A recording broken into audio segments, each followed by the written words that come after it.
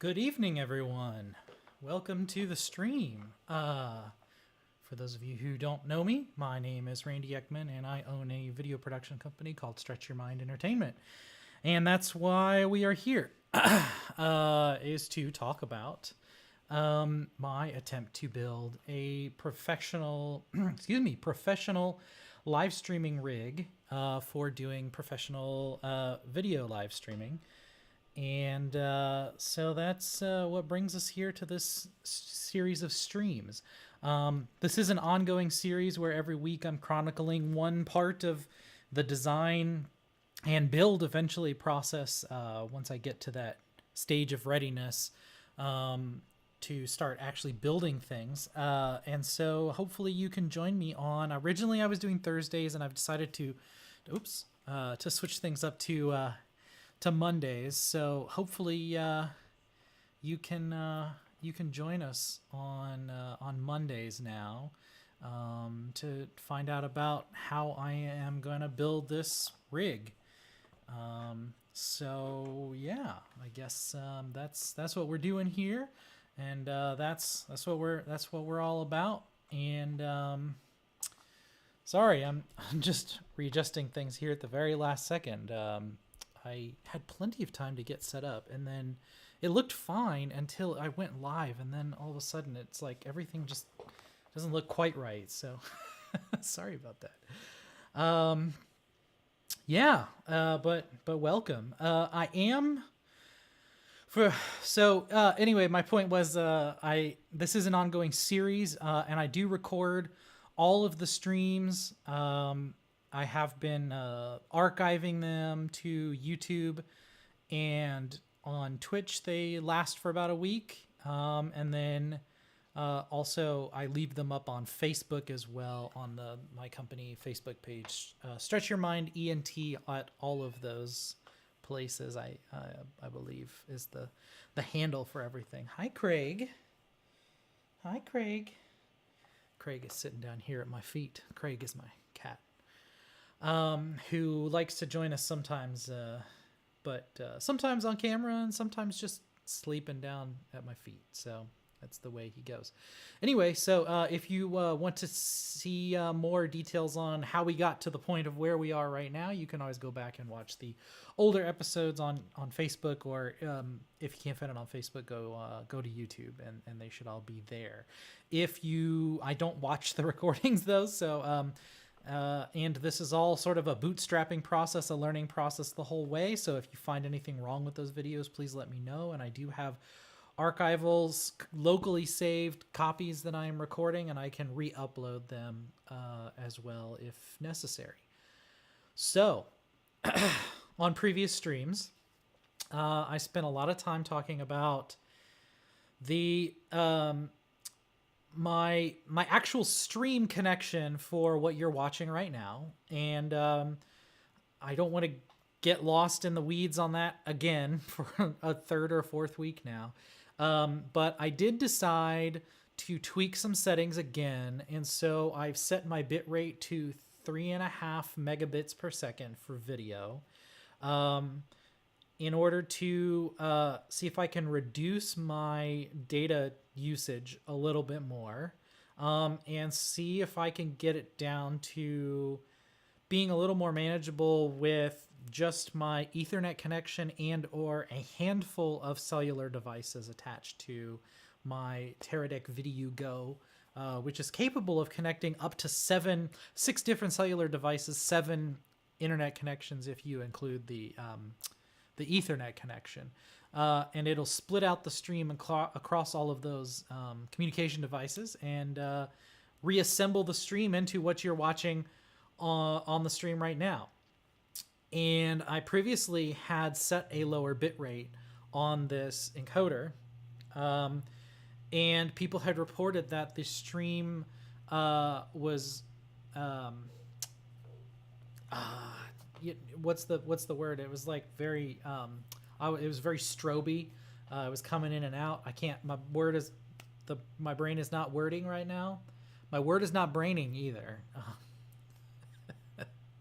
Anyway, people were saying that the stream was unstable and glitchy, and I think that was because at that time I still had the compression set to H.264, and was trying to compress a 1080p stream down into 3 megabits per second.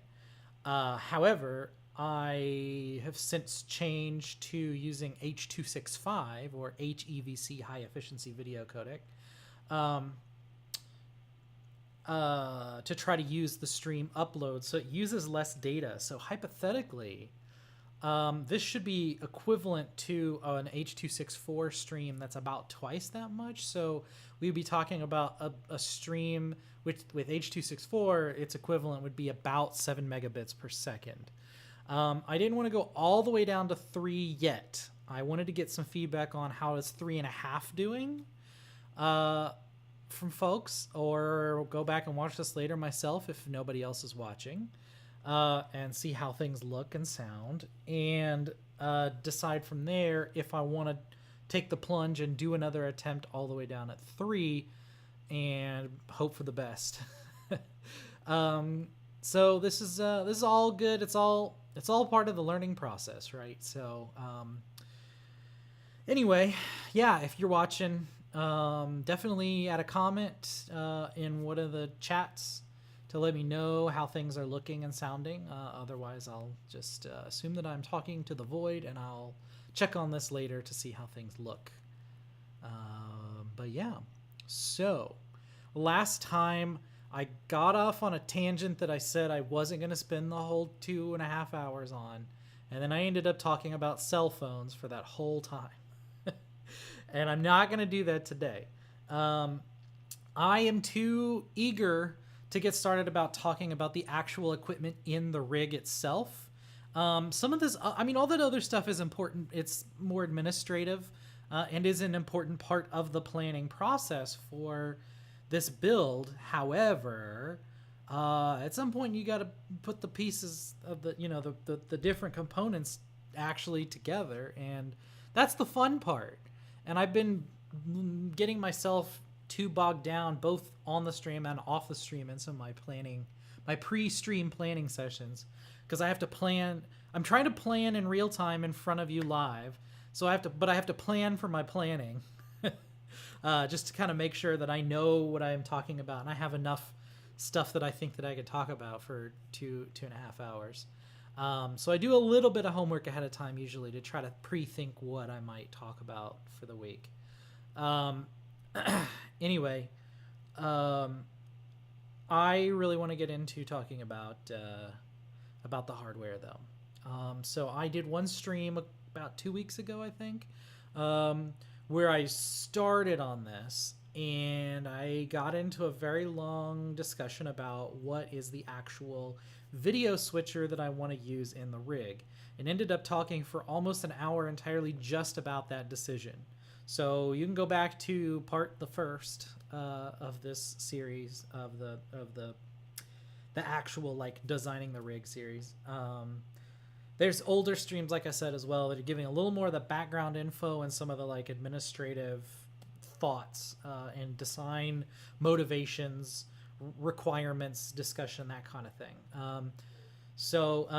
But this series that I've actually started numbering part 1, 2, and 3. Part 1 was the first stream where I did talk about the switcher. So the switcher that I do want to use for this rig is the ATEM Constellation HD with 2ME. It's some combination of all of those words and letters, but I can't remember exactly what the correct order is. I think it's ATEM. Most people I've heard pronounce it ATEM. It's hard to say. I don't really know. ATEM Constellation. I know Constellation HD go together, and I know that there's a 2ME in there somewhere, and that the first word is ATEM. But I don't remember. Maybe it's ATEM 2ME Constellation HD. I don't know. I think the way I had it was right. ATEM Constellation HD 2ME. I'm just kind of rambling for my own entertainment at this point because I don't think anyone's watching. So definitely, if someone is watching, say hey, so that I know you're out there and I don't just entertain myself talking to the void. But anyway, so that's the switcher that I've decided to go with. It's not the switcher I'm using tonight, as we've talked about on some of the prior streams. I am using an ATEM SDI Pro ISO as the switcher for these streams, which will eventually be incorporated into the rig. But in the spirit of trying to like bootstrap, I started out. I think the very first stream I did just using OBS, maybe. No, well, whatever. I just was using OBS for doing the video and audio mixing, switching. And then I moved to using the SDI Pro ISO because I had I got a good deal on an open box model. And decided to pull the trigger, a bit of an impulse. But that will be part of the rack eventually. So I know that that's going to be in there, but I'm not going to use it as the switcher, because I want more than four, the ability to have more than 4 inputs. But for what we're doing here on Twitch, Facebook, and YouTube, 4 inputs is fine. We don't have to be too fancy right now. For my grand visions of the kinds of streams that I want to do in the future, I'm going to need more than 4 inputs. And so I'm going to very quickly outgrow this. But that's more for like when I'm doing the professional gigs and I want to do concerts and things and make these people look good.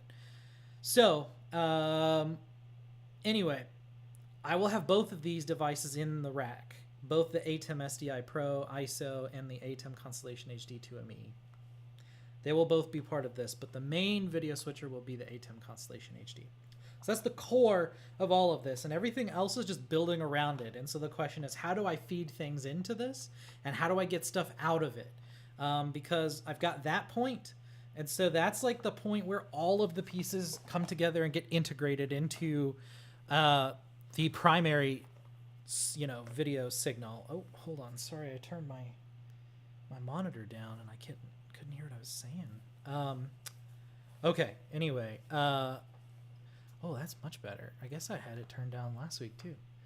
That might explain why potentially my mic has been clipping too, because maybe I had my monitor turned down and so I was cranking up the mic or talking way too loud into it to to know how loud I was actually going. All right, well, good to know.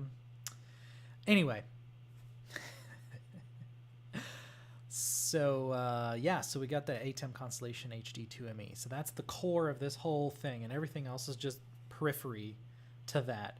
And then I get the final stream signal, and we know that that's going to go through some chain of processors and eventually end up going through the VideoGo, the Teradek VideoGo, which is the encoder that I'm using for this stream.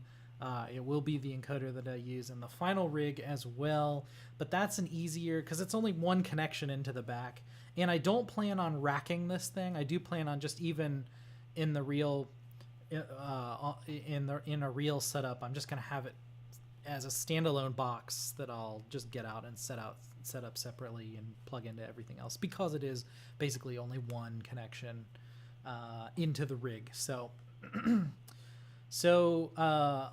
I can just kind of toss that on at the last second. I don't have to worry about like messing up my setup that I have here for running this show.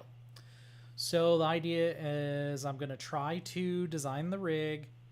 I'm going to start getting the ATEM Constellation HD 2ME eventually set up in a future episode. We'll use and then once that is up and running, I will switch that out to start actually using that device to do the switching for the stream here that you're watching. So then I can take the ATEM SDI Pro ISO and put it into the rack where it belongs. And those are the only two. Well, this is the ATEM SDI Pro is this device here is really the only thing from this current setup, other than again the VideoGo, that is going to make it into the final rig. Everything else is actually separate equipment that I have in another room that eventually, once we figure out what the plan is, how it's all going to go together, I'll bring it in here and we'll start piecing it all together. But I want a game plan because I've already attempted this a couple times and haven't been happy with the results. And I always just like go right in. It's always like the old saying of like measure twice, cut once.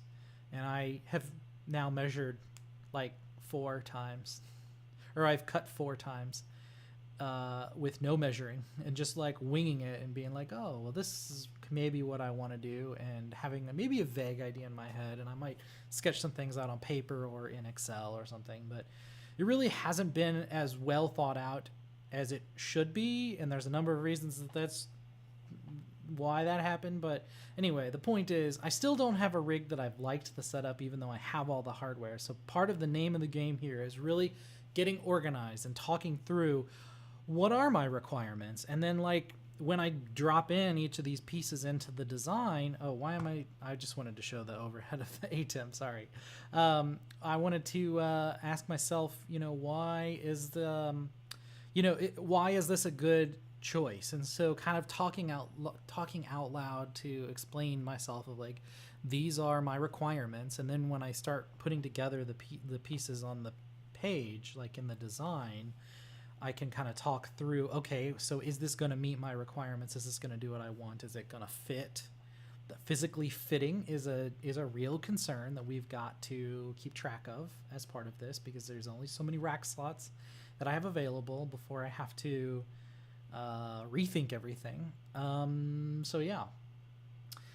But we'll go ahead and just kind of capture in my brain onto the page what it is, like what is the hardware that I've got in mind that I want to maybe be part of this setup. And some of this might not make it all the way to the end, and some other things might get swapped out. I may still have a handful of things that that I decide I need to procure, that I've been thinking about. Hopefully nothing too expensive, because I've already spent way too much money on all of this stuff. And I need to get out there and start doing jobs. So I got to build something. So we got to get something working, right? So, okay. I guess without further ado, I will go ahead and, oh, hold on. There we go. My Stream Deck wasn't responding, but I'll go ahead and show my screen. I made the picture-in-picture a little bit smaller, so I'm sorry if I look like an ant, but I felt like the picture-in-picture that I was using on previous streams was taking up too much screen real estate, and so I felt like it was impeding your ability to see what was on the screen too much. Maybe eventually I'll try doing a side-by-side. I've seen people, do that with a, like a 2-up type view where like my head would be on one side and instead of doing a picture-in-picture, like my head is on one side as a split screen kind of thing almost, and the desktop is on the other. I haven't wanted to do that yet, just because I feel like maybe what I have on the screen is a little on the small side as it is, so I didn't want to shrink it too much. This is more stuff that I've got to think through, like how is this going to work in the future, like if I'm wanting to do some sort of tutorial, like how should I set up the screen layout and stuff like that. So these are things to think about. But for the immediate moment, we'll go with what I got right now. So I got my little picture-in-picture with my little tiny pinhead in the corner, shrunk down just a little bit more. I'm not currently blocking. I moved it also for this website here specifically so that it's not blocking any of the buttons for, on the toolbar for being able to add components and whatnot. So hopefully this should be a good working layout for everything. So, okay, so what are we looking at? I talked a little bit about this on previous streams, but this is from a website called h2rgear.com. The letter H, the number 2, the letter R, and the word gear, all one word. H2R Gear. It's made by John Barker, who has a YouTube channel called Here to Record, hence the name H2R. And he also made this website for drawing up schematics of like video and audio equipment builds and stuff like that. And it's really awesome. So I've talked about this on previous streams, and I said I was going to go off and pre-populate this with all of the gear that I have / want to put into the rig, so that we would have a set of templates that I could just drop in here. And then it's been a few weeks, it's been almost a month. since then now, that we talked about that, and I made all of the templates, I should say. I held up my promise, my end of the bargain here. What I didn't follow through with, though, was talking about it, because I got distracted by either rambling about the video switcher decision and then deciding to kind of, take a break for a little bit, and then talking about the cell phone plans and stuff last week. So anyway, I've had this ready to go, but just haven't done anything yet. But okay, so we have in here right now the ATEM Constellation HD 2ME. So that's the plan. That's the big switcher that I want to use for everything, as I already said. I have a number of other devices that I would like to include as part of this, and so maybe I'll just kind of throw them all on here, and then we can figure out how to lay it all out in a bit. Probably won't get to the wiring up too much, I think, right now, because I'm still kind of trying to think out layout and how all the pieces are going to fit together, and I don't quite have that all worked out in a way that I think is satisfactory for me to start building anything by any means. So that's part of why we're here drawing this out first. So okay, so one of the first things I'm going to do is find what is that thing called? See, I have a cheat sheet over here where I've kind of pre-sketched some stuff, but it's not pretty, and I just put monitor. But what is that thing called? It's the Smart View Duo. That's it. Okay, so we got the Smart View Duo. I'm gonna add this onto here, and then we'll talk about all these things in a bit. I just want to get them all kind of on here well, maybe I should talk through it one at a time as I go through it. So the Smart View Duo is it's two monitors that you can use to preview video, and essentially you just give it some input signal that in SDI format. So you give it an SDI connection, and just whatever you put through there is what it puts on the screen. And no real questions asked. It will support up to HD video. The monitors themselves are kind of small and not great resolution, so the picture is okay. It really is good for just like trying to get a quick look at stuff. So maybe like while you're trying to get stuff routed correctly or something, or just testing out some video signal or something. It's good for that.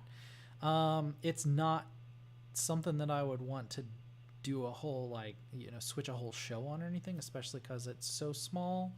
But I mean, it's there. But it's good to have those monitors and be able to just like pull things up really quickly for a quick preview or something, in case it's something that I don't have on any of the monitors that I plan to have in front of me for the real show. So the Smart View Duo it is.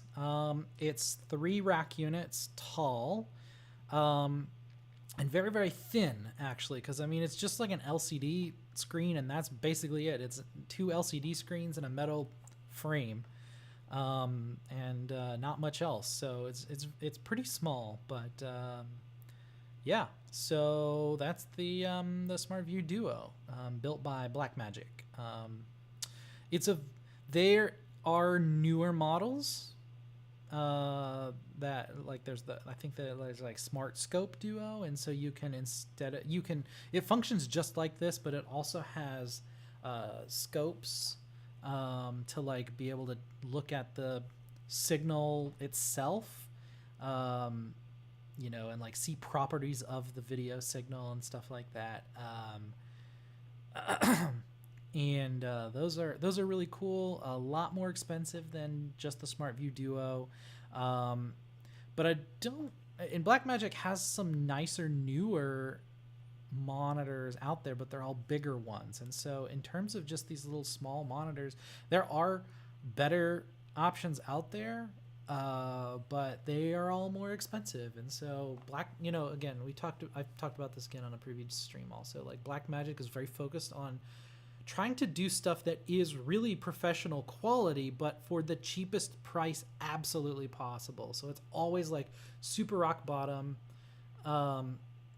prices, and sometimes the quality of things can be questionable. Sometimes the reliability and stability of their stuff can be questionable, but I mean, no doubt about it, it is still, I think, unquestionably, decidedly professional equipment. It's just outside, I think, generally the price range of what would be a prosumer thing, but definitely a significantly cheaper stuff than everyone else. So there are trade-offs to buying their stuff, but sometimes they have some advantages. They have some features that even the super pro rigs don't have built in, out of the box. And so there's that. But anyway, so Blackmagic, really great, and they have the Smart View Duo, and so I have one of those, and I plan to use it at the top for now.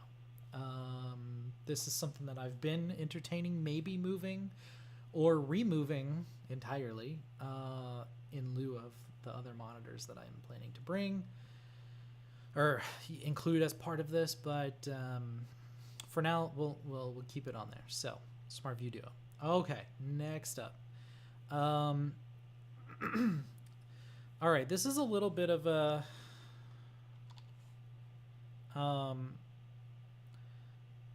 over the top, probably unnecessary component.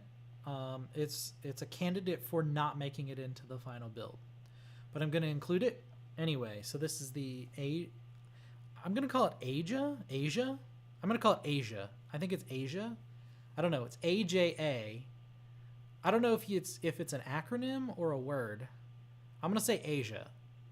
I've never actually heard anyone say it on any of the streams or anything that I watch of other people or other videos and stuff on Video Gear. So anyway, but it's a company that's been around for a long time that does... they're also like Blackmagic. They tend to be the lower tier professional grade stuff, but it's definitely like a step up from Blackmagic, generally speaking. But they do have some tools that like Blackmagic doesn't quite have, and one of those at this point is an analog video distribution amp. Now, everything else in here is going to be totally like digital modern HD video, so why in the world would I have an analog video distribution amp as part of this? The thing is that in order to synchronize all of your equipment, you can use something called Genlock, which is short for generator lock, or sync lock, or reference signal. I've seen all of those things on gear and in documentation and stuff. It's called a bunch of different names, but the idea is in the video and audio world, synchronization is very, very important, and you want to make sure that when you're in the professional realm, that you need to have all of your equipment synchronized so that they're all working on the same clock and everything's working at the same time and processing data at the same time. And the way that you do that usually is you have one master source that is the master clock, and every time it ticks, it sends a signal to all of the other devices so they know exactly the right frequency, so everything ticks at exactly the same time, and that keeps everything in sync. And even now today, into the modern HD era, I mean, we're like 20 years in or so, maybe not quite 20 years, but we're almost 2 decades into the era since the FCC started requiring HD video for broadcast, and that it's been like basically adopted around the world as the new norm, right? But despite all of that, often the way like these sync generators, the signal generators that generate these sync signals that are used for like the master clock and synchronizing everything, still today only distribute that signal as an analog video signal. It's kind of interesting. I think the idea behind it was, or behind the original design, right, was that if you're in a giant TV studio, you probably have a ton of cabling like inside the studio already for running video signals, and this was in the the era before the internet. And so like other than power, most of the lines in your building are going to be telephone lines, or in a studio, you're going to have the video and audio lines going to and from the studio and the control room and everything. And so if you just like get a big bundle of those cables that you run through the wall in your building when you build it, you probably have, in order to future proof, you probably would just run a whole like bundle of cable, and so and it would probably be more than you need, so that you would have more to grow into later. And so they designed the signal to go in these video cables that they had already run for otherwise cameras and video equipment. But this is again kind of in the analog era, where that was the regular video signal too. So anyway, the sync signal is actually a video signal, but it's an analog video signal that goes out. And it's, if you were to like look at it on screen, you're not really going to see anything, depending on the way that it's the generator that you have specifically, I guess. Because often they're what are called black burst, and so on the screen it would literally just be a black signal, but embedded into the way that the signal is constructed, in the part of the signal outside of where the picture is stored in the signal, or is transmitted in the signal. That's where the clock data is embedded. Anyway, in modern systems, the sync signal is still usually distributed by analog, in an analog video, as an analog video signal. And so if you want to distribute that clock signal to multiple devices, especially in the event where they don't have like a loop out and you can't just like daisy chain a bunch of devices, you need a distribution amp to take that signal, repeat it, split it out 4 ways in this, or 6 ways in this case. The device is a 6-way splitter, and then you'd have to reboost that signal, and so that's the amplifier. So anyway, so that's why this is here. It's for the intent of connecting up all of the devices, so for all of their reference ends, to try to sync up all of the signals. One of the main reasons that you want to do this, though, in especially professional video, and especially for live event stuff, is if you're going to do IMAG, which is the magnification, image magnification. And so the idea is, like, if you have a singer on a stage or something, if you have like I just watched a video the other day on like the tech behind the Taylor Swift Eras tour, which was utterly fascinating, to like think through how they set all that stuff up and designed it. It's a really incredible design for what it is. But anyway, so you'll have they'll have screens on either side of the stage, or in the whatever. Anyway, so you'll have like screens on the side of the stage that'll have like a zoomed in video of the performer on stage. So when you're in one of these larger venues, and you're like in the back of the room, you can't really see very well what's going on stage. And so often, in stadiums, or even just regular like smaller stages, sometimes, like, I mean, heck, if I'm even in my own house, if somebody was sitting in the living room and somebody is standing in the kitchen, that's pretty far away from each other, honestly. And so if you would imagine that there was like a performance going on in my living room, I might even appreciate there just being able to see everything a little bit more zoomed in and just a little bit clearer than I might be able to see with my own eyes. And so anyway, idea is, usually in venues like that, that's where you have there'll be a whole video crew that's just filming what's going on stage, just to put it up on the screens on either side of the stage. And that may or may not be the same video that's going out on a live stream if the event is being live streamed. But let's say that you were only concerned about live streaming, then you don't really need to worry too much about this, because your equipment might get out of sync if you don't have a sync generator, but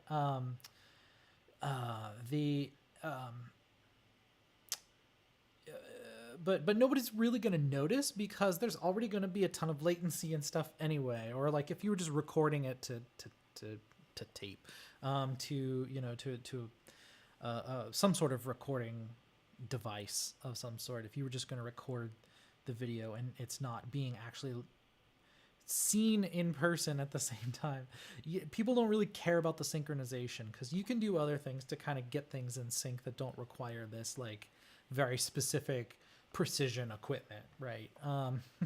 The reason that this is important though for iMag is because if you have so essentially the way that a lot of video and audio processors synchronize things is they have a buffer, and so it'll accumulate a few frames or a few fractions of a second worth of the signal at a time or whatever to try to like get ahead of things. And then if they have a bunch of different sources, they'll try to find a way to synchronize all of that stuff separately, and it'll just kind of like shift things around within their buffers until it finds everything kind of locked together. But that takes time. It takes time to process all of those signals to like, if you have, even in the small switcher, if I have 4 different video cameras and all of them are just, the signals are just coming in ever so slightly differently, they might be off by 1, 2, 3 frames or something like that. It still takes then time for the switcher to gather all of the video from each of the cameras and then try to figure out if they need to be synchronized somehow. And then, aside from the delay that needs to get introduced to some of those signals, then it has to, then it takes time on its own to process that data through all of its other processes and everything. So it just accumulates and everything can get delayed by a little bit. And so you start arriving at the situation where, the person on stage might wave and move their arm in some like very visibly obvious way to people in the back of the room. And yet there will be a significant delay to what's shown up on the screen on either side of the stage. And that's why having sync generators are very, very important when you are doing iMag type video. If you are showing the video in the room where it happens, then if you use a sync generator, then instead, a lot of times, switchers and other video or an audio processing equipment will bypass that part of the process where it tries to synchronize everything, because it will just assume if I'm getting a synchronized signal, I'm going to assume that everything else that's an input to this is also getting that synchronized signal. And so it will bypass the attempt to synchronize everything and just push data out as soon as it gets it effectively. And so that will decrease the latency of getting the video processed and pushed out through the final signal and getting it up on the screens as soon as possible. And so that's very, very important for those kinds of things. And since that is one component of doing live event broadcasting, and that is maybe something that I would want to do in addition to also running the live streams at these kinds of events, I want to do the signal, I want to try to do syncing all of the sources. However, I'm not at a totally professional level. All of my cameras aren't necessarily professional grade. They're all consumer to prosumer at this point, with the exception of one camera that I have that is, I would say, professional grade, or at least closer to it. And so none of those cameras can accept the sync signals. And so all of the cameras are still already kind of coming in out of sync with each other.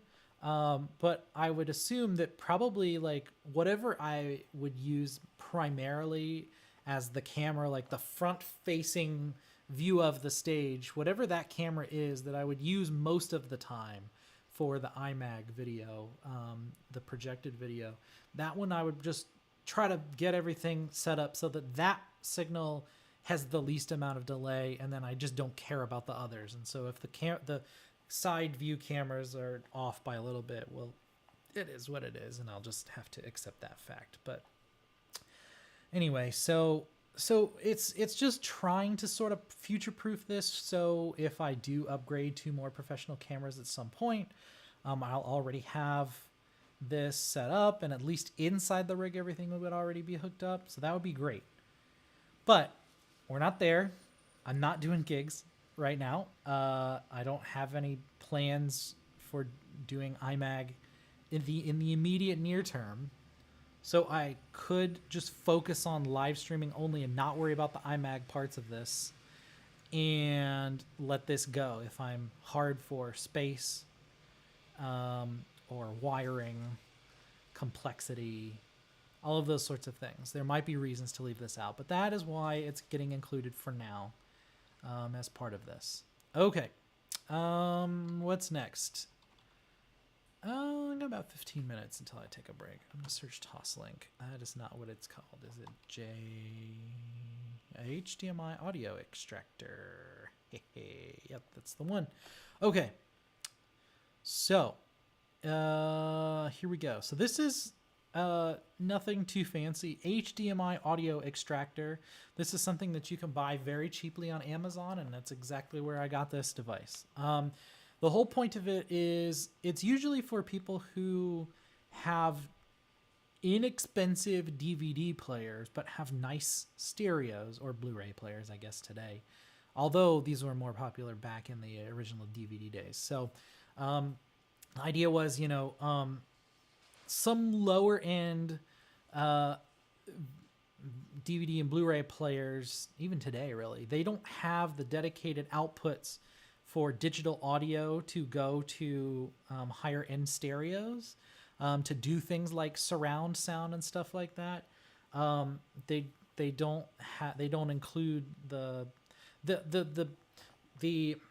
so like the DVD player itself can read that signal off of the disc, and it would be sending out that signal through the HDMI. It just doesn't go ahead and split it off. And so if you say your Blu-ray player doesn't have a connection for digital audio to go to a stereo for surround sound, and you also have a TV that doesn't have a processor for that and doesn't have any outputs for digital audio, you need something like this that you plug the HDMI output from your DVD player into it. It is able to get that digital audio data out, and then it'll output it through a separate output that then can be plugged into some other audio device or something like that. And so that's what it's really for.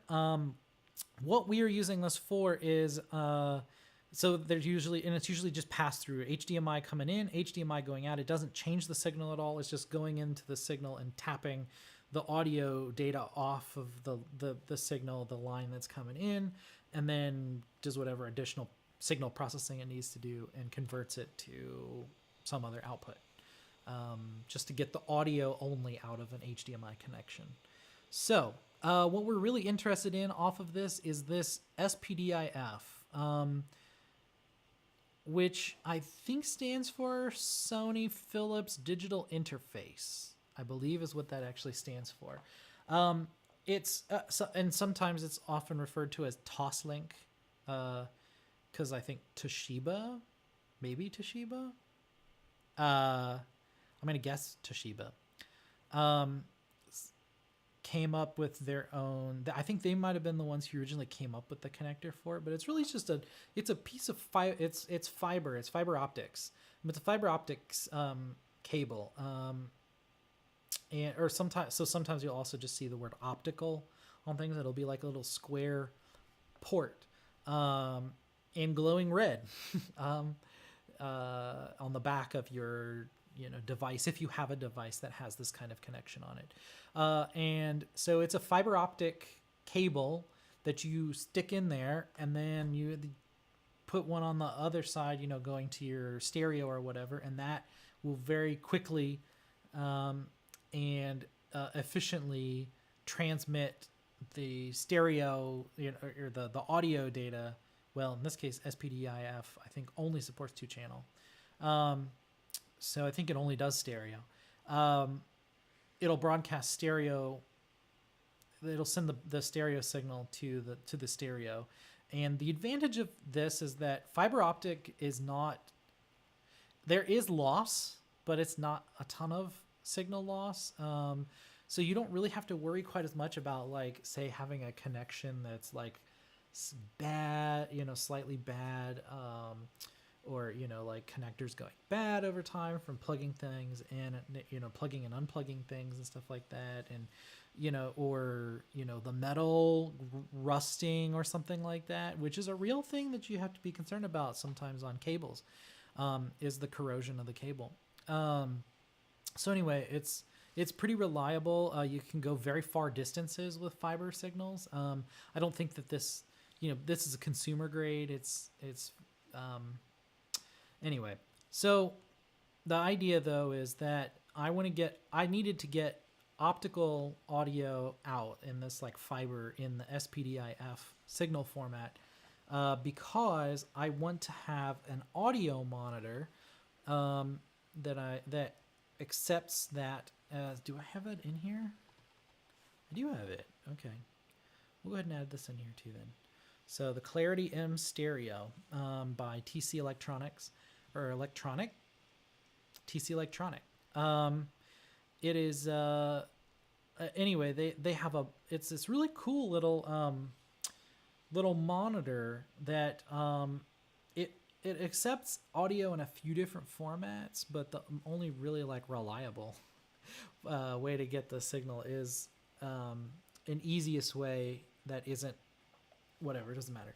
The easiest way to get signal into it is it does accept an SPDIF audio connector to accept digital audio that way. And so what it will do is it will look at the signal and it'll tell you like what is the loudness of the signal and other properties about the audio itself. And so it's a really great monitor to use for live audio, especially, and it will give you an objective measurement of things. Like sometimes it's easy, your ears can fool you on like how loud do I think this is, and like is the signal being consistent, are there errors in the signal and whatnot. Sometimes it's really hard to pick up on those things, and so having a dedicated device that just monitors and shows you how the signal evolves over time as well. It'll show like a history of like how is your audio going over the last 30 seconds or whatever.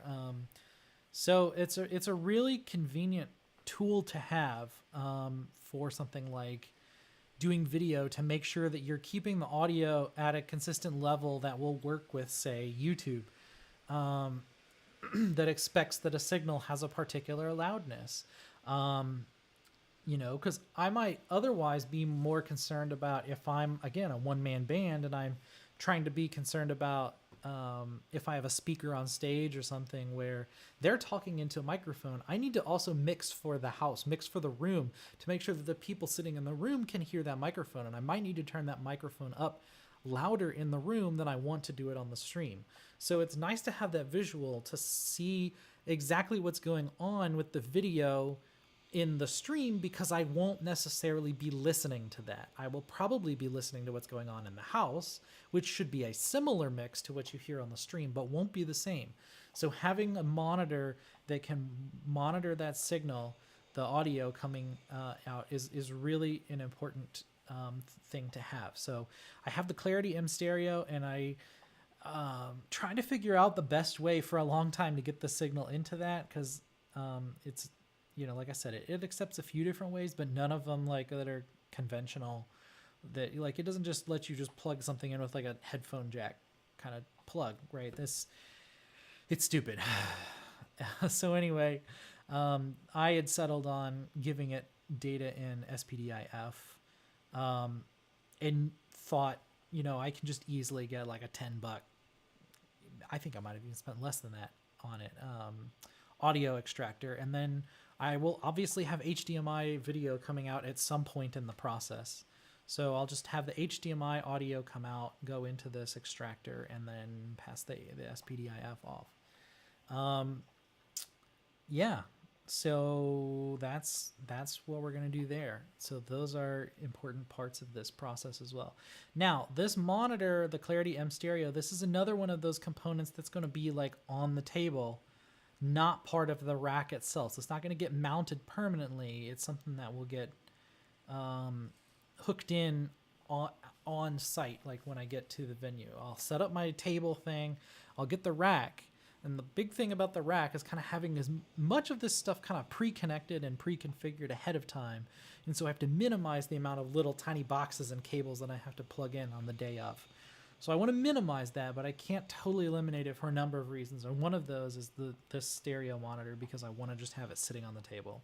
It also doesn't really offer a good way to mount it anywhere. I could probably find a way, MacGyver a way. It doesn't, but it would just take up space in the rack. It's valuable real estate. So don't want to give that up for that when I can just put it on the table. And it's a similar.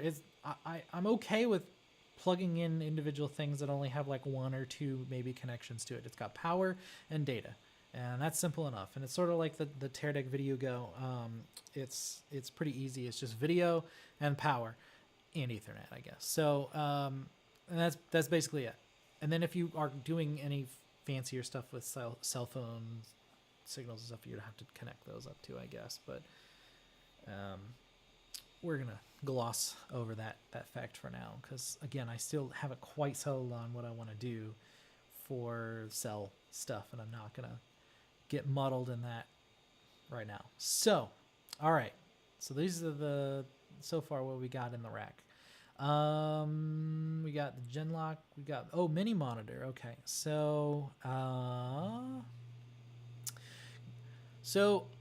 I probably will want a way to play back video clips. It's kind of it would be kind of a nice to have. It's not a necessity, but this thing doesn't really take up a ton of space, and I've already got the software and everything working for it. And basically, I had to pay for the thing initially, but like I got it now. It wasn't that expensive, and like I just hold on to it. It's not a huge deal. But anyway, so I want to be able to. I might want to say, as part of a bigger production, they might want to have like pre-recorded clips or something, right? Think about like on the let's say I was doing like the Oscars or something. I'm not going to be a one-man band doing the Oscars, obviously, but if I were doing something like that, where they'll have like the clips of the movies themselves or something that they might show as part of the broadcast, or something like that, or maybe if you're doing a telethon, that's probably a more realistic thing for what I might do, like running a telethon for someone. And they might have like pre-recorded segments where you go and like have an interview with someone, and then we'll cut to that and show that clip, and then come back to the stage or the live event itself later. So if I want to play these full screen clips, I need to get that video out of the computer and into the switcher, right? Presumably it's like on my laptop or something. Could I just take HDMI out from, just have it play full screen on the other, on a second monitor, and have that second monitor output going into the mixer and just play it that way? That would be the easy way to do it. Yeah, sure. That's cheap and easy. Again, I already have the device, so I might as well just use it. But anyway, it is the Ultra Studio Mini Monitor 3G. Okay, so this little device, it accepts a Thunderbolt connection, Thunderbolt 3. So it looks like a USB-C connector, but it's not quite the same. Thunderbolt is different than USB-C, so just because you have USB-C or USB 3.0 connection does not mean that you will get a Thunderbolt connection. And this was proved very difficult when I was recently, this was almost a year ago now, over a year ago. I was shopping for a new laptop, and I wanted to go with a Microsoft Surface for a number of reasons. And so I did buy a Microsoft Surface. We'll talk about that later, or another day. But Microsoft had USB-C connectors on the Surface, but they just weren't doing Thunderbolt. And I needed these to be Thunderbolt because my thought was I might use these as part of my video production stuff at some point, and I need to be able to connect these Thunderbolt devices to the Microsoft Surface. And so finally, I waited for a long time, and Microsoft finally released a version of the Surface that had Thunderbolt support, and there was much rejoicing. But even now, sometimes Mac has always, I think they were kind of an early adopter of Thunderbolt. So a lot of their devices had them, but like otherwise, other laptops, I think actually Intel was the one who came up with the standard, which is the funny part about it. But seeing it on other like consumer grade, general purpose laptops and stuff like that, Thunderbolt was really hard to find and still can be. It's becoming more common, but anyway, Thunderbolt looks like USB-C, but not the same. So it is the same connector, but it's a different cable and everything. So whatever. So the Ultra Studio devices from Blackmagic Design, all of them use Thunderbolt connections, and the Ultra Studio mini monitor is no exception. So even though it's a little tiny box that's only like, I don't know, yay big or well, it's about, oh, you can't see the screen. It's about the same size as this box here with my hand for scale. It's a little bit smaller than this actually. It's about the same form factor as this, because this is the Blackmagic microconverter, bidirectional microconverter, SDI to HDMI. It's similar to size to this, but it's just a little like rectangular, small, about the size of a pack of gum. There you go.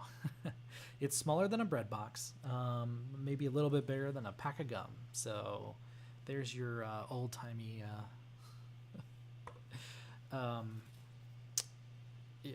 size references for things. But anyway, and so it's just Thunderbolt on one side.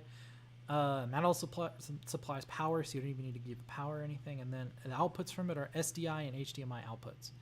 And so you can get a full, like, proper video, legal, a professional video signal that comes out of this, and it will always be cleaner and better than if you just like had, like Windows Media Player on another monitor full screen, and then like in the middle of the stream you go hit play on that screen. That can work in a pinch, but something like this is better. But you have to have the right software to drive it, and we'll talk about software another day.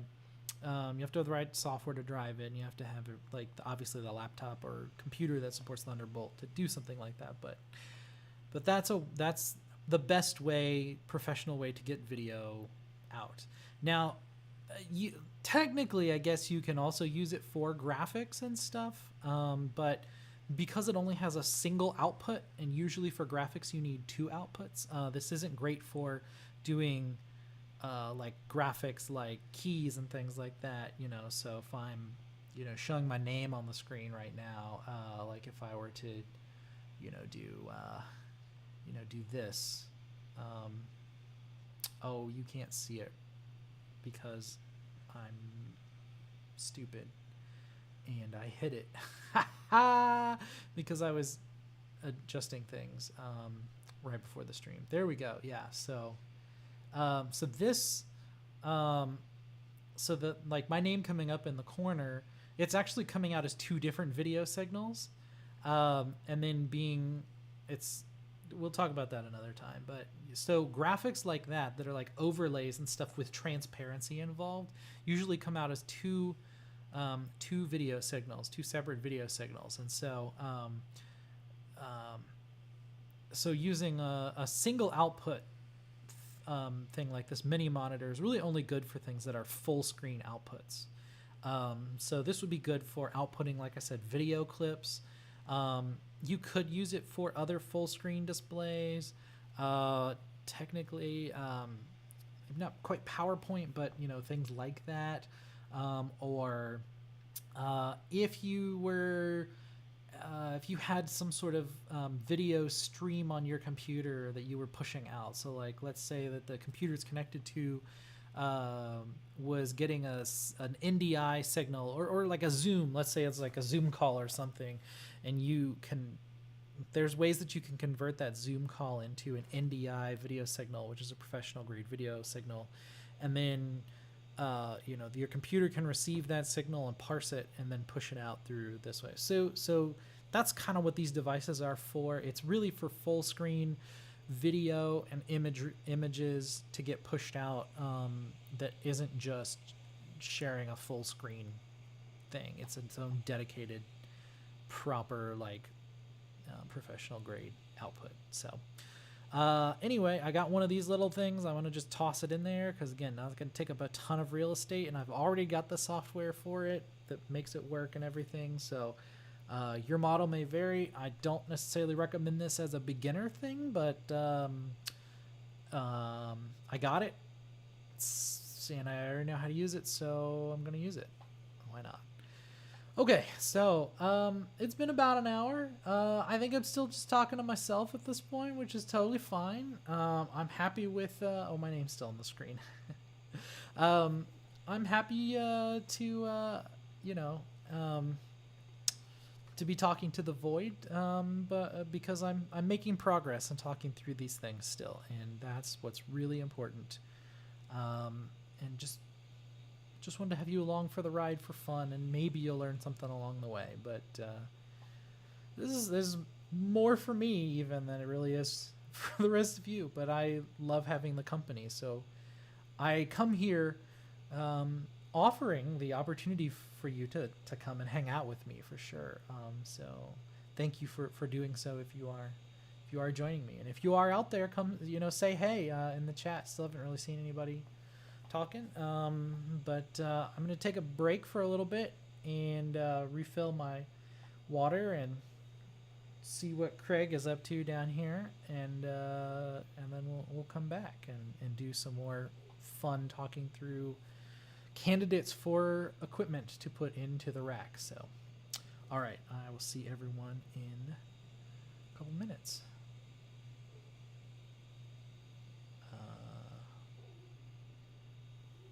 It would help if I had gotten myself ready to actually do this.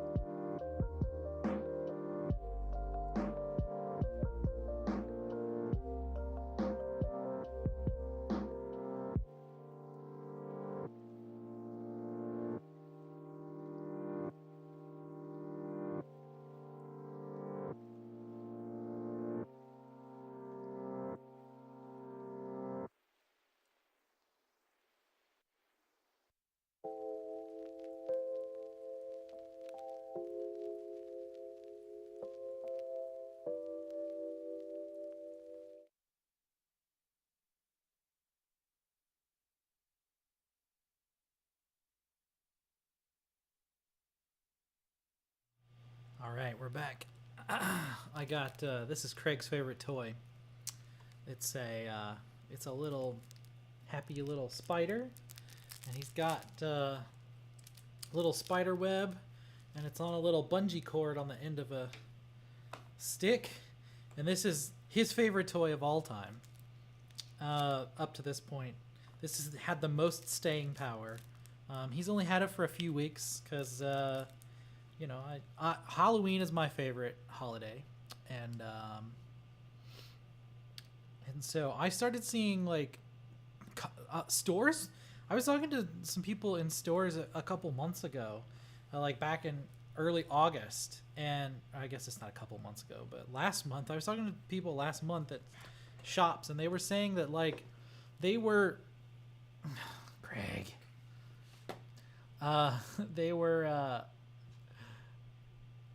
They were sorry, I'm trying to, oh no, hold on, he he closed my Chrome window with all of my tabs that I control everything with. Hold on, I gotta get my tabs open. This is why you're not supposed to walk on the keyboard, you jerk. All right, please bear with me. I'm sorry.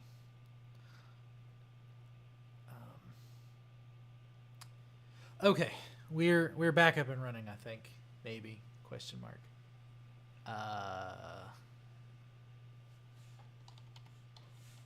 One second. Okay, I just sent a test message in the chat to make sure that it's all working. It went out to YouTube. It did not go to Twitch or to Facebook, which is not reassuring. Oh, Craig, you turd.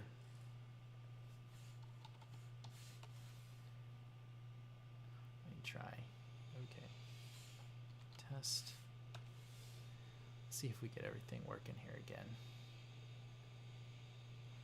Okay, I think we got it all up and running again finally. So anyway, Halloween stores were like selling out of Halloween things, and I was amazed at that because I thought I was the only person who, at least here in Houston, that was a big fan of Halloween. It seems like this town doesn't take it as seriously as where I grew up. I think most people in the Midwest have much more of a Halloween culture than the rest of the U.S. And excuse me. So anyway, I was surprised to find out that stores were selling out of Halloween things and stuff. So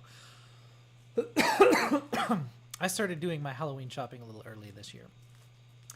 And also I was like trying to place an order on Chewy and needed something to pad my order so I could get the free shipping. And so I bought a couple of like Halloween themed toys for Craig.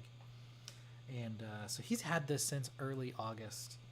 And he just loves this thing so much. I can't even put into words. He'll just sit here. I guess you kind of saw it earlier. He like went nuts to the point of like clicking off on my tabs. I'll get him up here. There we go. He loves this thing. And so he just loves to chew on it and chase it. And so and because it's got like the bungee cord too, it like it's got some nice, like give to it, and you can really kind of pull on it and like do like a tug of war with him about it. And I like to I'll sit on one in the middle of the couch and just kind of like flop it back and forth from either end of the couch, and he will just run back. Oh, nope. Come on, you gotta be good.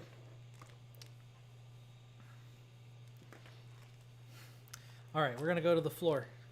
We're gonna go to the floor. Yeah?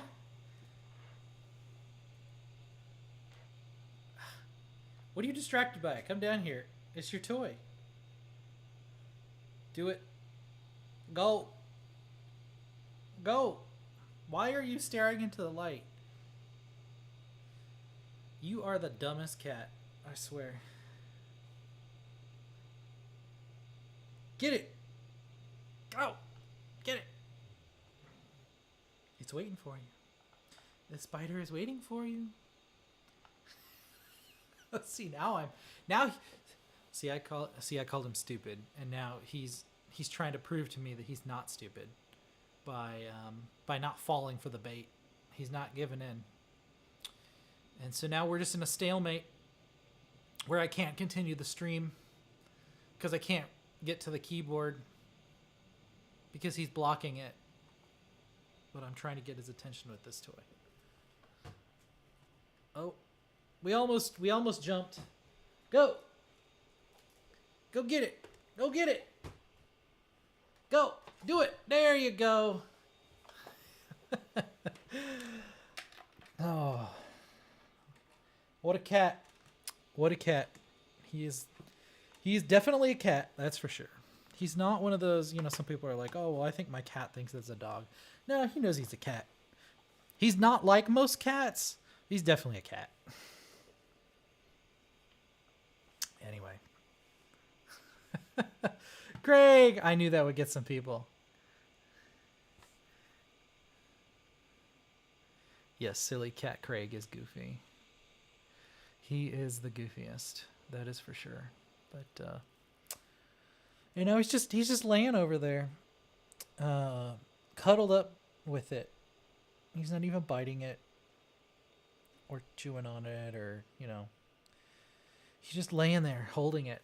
Because that's just what he does. He loves that thing. So, if you are a cat owner, you should check out the the little spider on a stick thing from Chewy, for sure. But anyway. All right. So, we're back.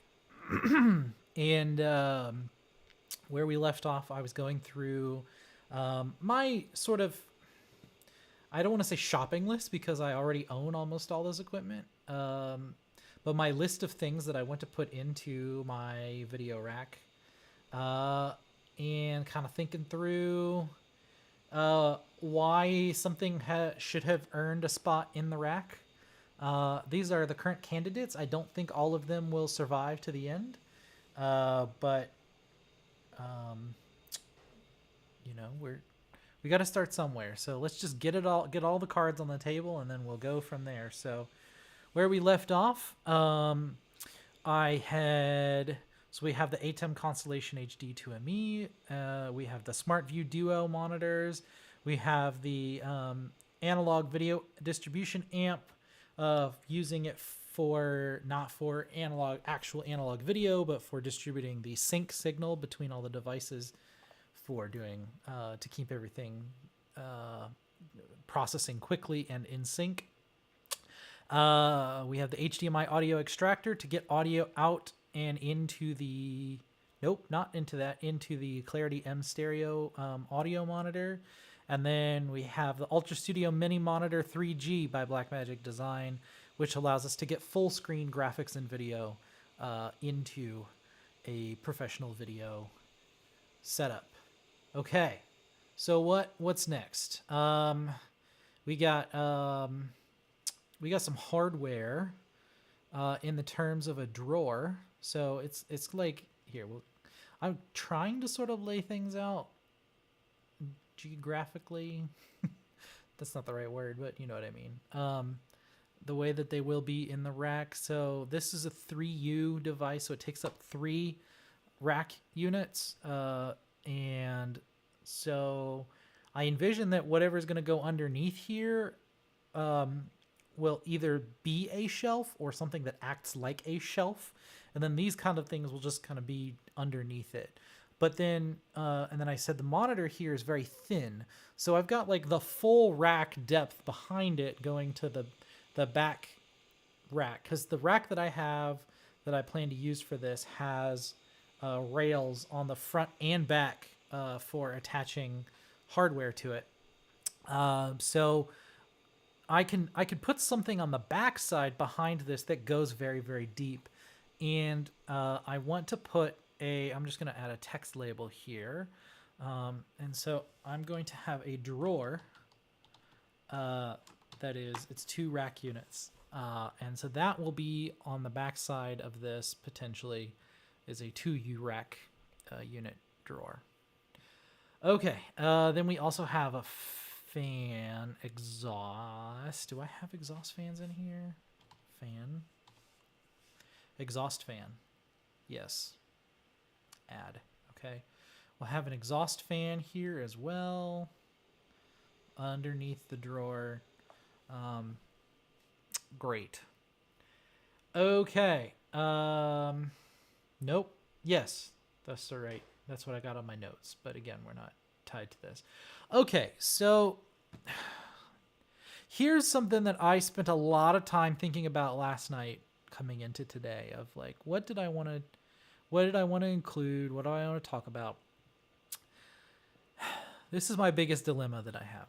I actually have 2 of these in different sizes. So this is a Smart Video Hub 20 by 20. So this is a, all right. Well, thanks for stopping by. So this is a really cool device in that it's basically like a router for video. And so you can have 20 devices plugged in to the inputs and 20 different video outputs. And you can mix and match them however you want. Any input can go to any output. So you can have one input that goes to 20 outputs. You can have each input going to a different output. So you can have 20 different independent signals going on. And so you can use it kind of as a signal repeater, or, the nice thing about it is it gives you flexibility too, especially like in something like a video switcher where you have, or like if you think about this in terms of audio, like if you have a mixer and you have like fixed faders, I've got like fader 1, 2, 3, 4, 5, blah, blah, blah. And you want to try to decide what do you want to put on each fader in what order. Then having some sort of patch bay or something where if you've got all of your stuff kind of hardwired permanently, maybe you have, like a recording studio is a really great example of this, because like in a recording studio, in the walls, like an audio recording studio, like in the walls and on the floor and stuff like that, they'll have like ports everywhere, for microphones and stuff like that. But like those ports are like fixed into the wall and the floor and whatever, or on a stage or something like that. And so those microphone ports are all hardwired into something. You can't easily, if you're doing like just mixing for a band or something like that, right? Like it's very easy. Like you've got one mixer and all the cables are kind of running to your one central device. And if you want to switch the order things, it's easy. You can just like grab the cables and swap them. But in something more permanent, like a studio setup where, you've got like hardwired connections in a wall and stuff like that. If you want to mix and match things, you need something that is like a physical patch bay. So like all the cables go to one central location, and then you can kind of, have little short patch cables to connect in, like input 1 goes to this output and this input goes to this one. And so you can kind of reroute things that way. You think like a switchboard from an old operator from the telephone era gone by, where it was all done by hand. That sort of thing. That's one way that you can reroute signals without having to do it at the device. Like if I had a fixed mixer in a hall or something where I have all the inputs to the mixer also running to this central location where all the inputs also run, you can patch everything together there instead of having to do it at the mixer. So when you have all of your connections inside of a rack, that is going to have stuff on both sides of it blocking it, so you can't just like reach in and reconnect things.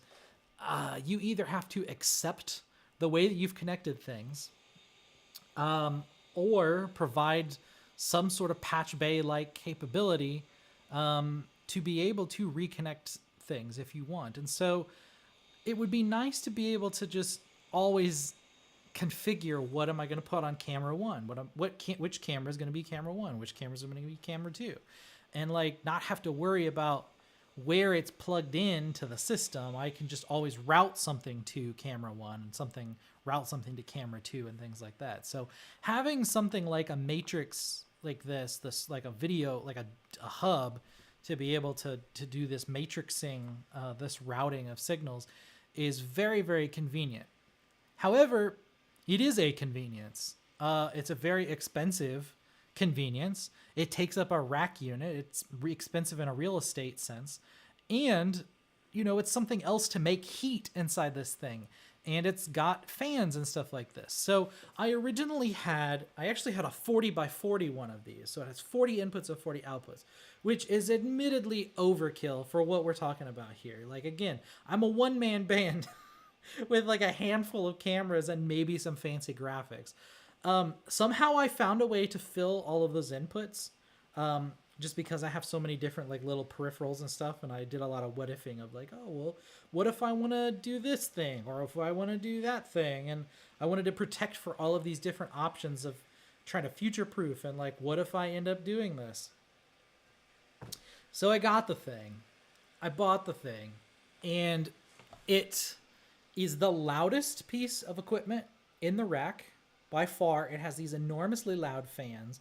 And I took the case apart to like see what was inside and see like, well, could I just replace the fans with quieter fans? And for that specific piece of hardware, there are people who have done this in other devices, other Blackmagic devices for that matter. They notoriously tend to like get very cheap fans, again, because it's cheap hardware. It's all built by the like stuff from the lowest bidder, and like it's a miracle that any of it works with as good a quality as it does. But I took this thing apart to look at the fans, and the way that it's all set up in there, it was like going to be damn near impossible for me to do this, like to re-rig it on my own with new quieter fans. And then I was like, well, even if I could figure out how to do it, because I did actually teach myself how to solder just to try to rewire these, and I did end up soldering legitimately and replacing some components in one of these devices, but we'll talk about that another time.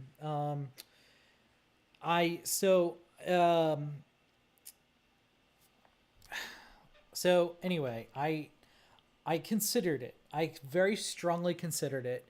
And at the end of the day, I was like, even if I decide to swap out the fans in this thing, I was very concerned about it being cool because it was the hottest thing in the rack also.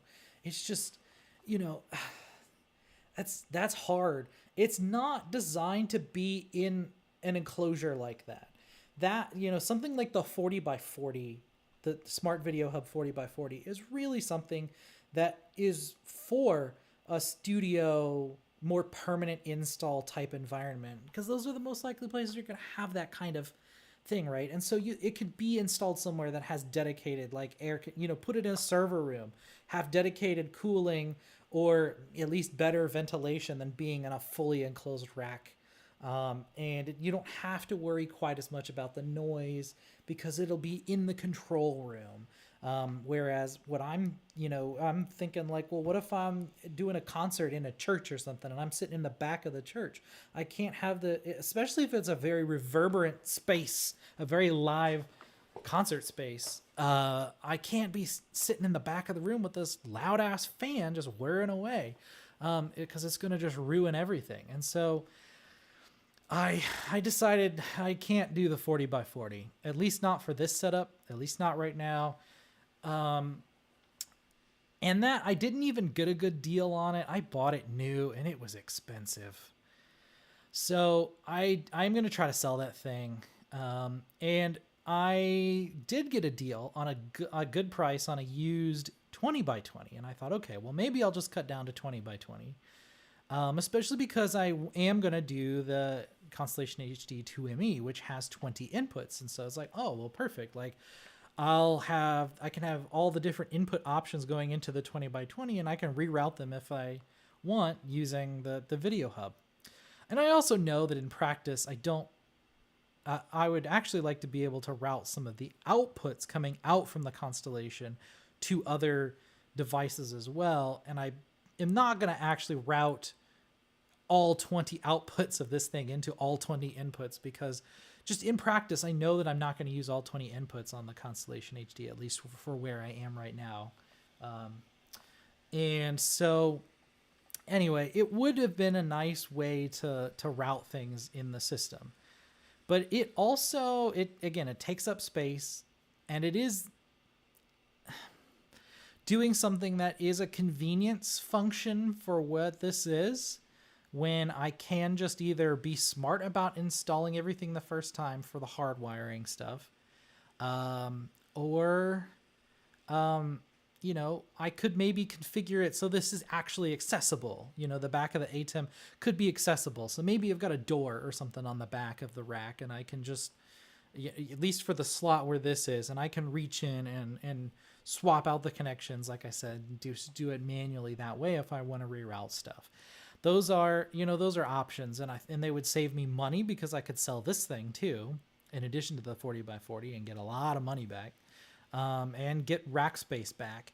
So I think I'm tending towards not using this, but it is in the sketch that I have for now, and so I'm gonna include it for now in my setup.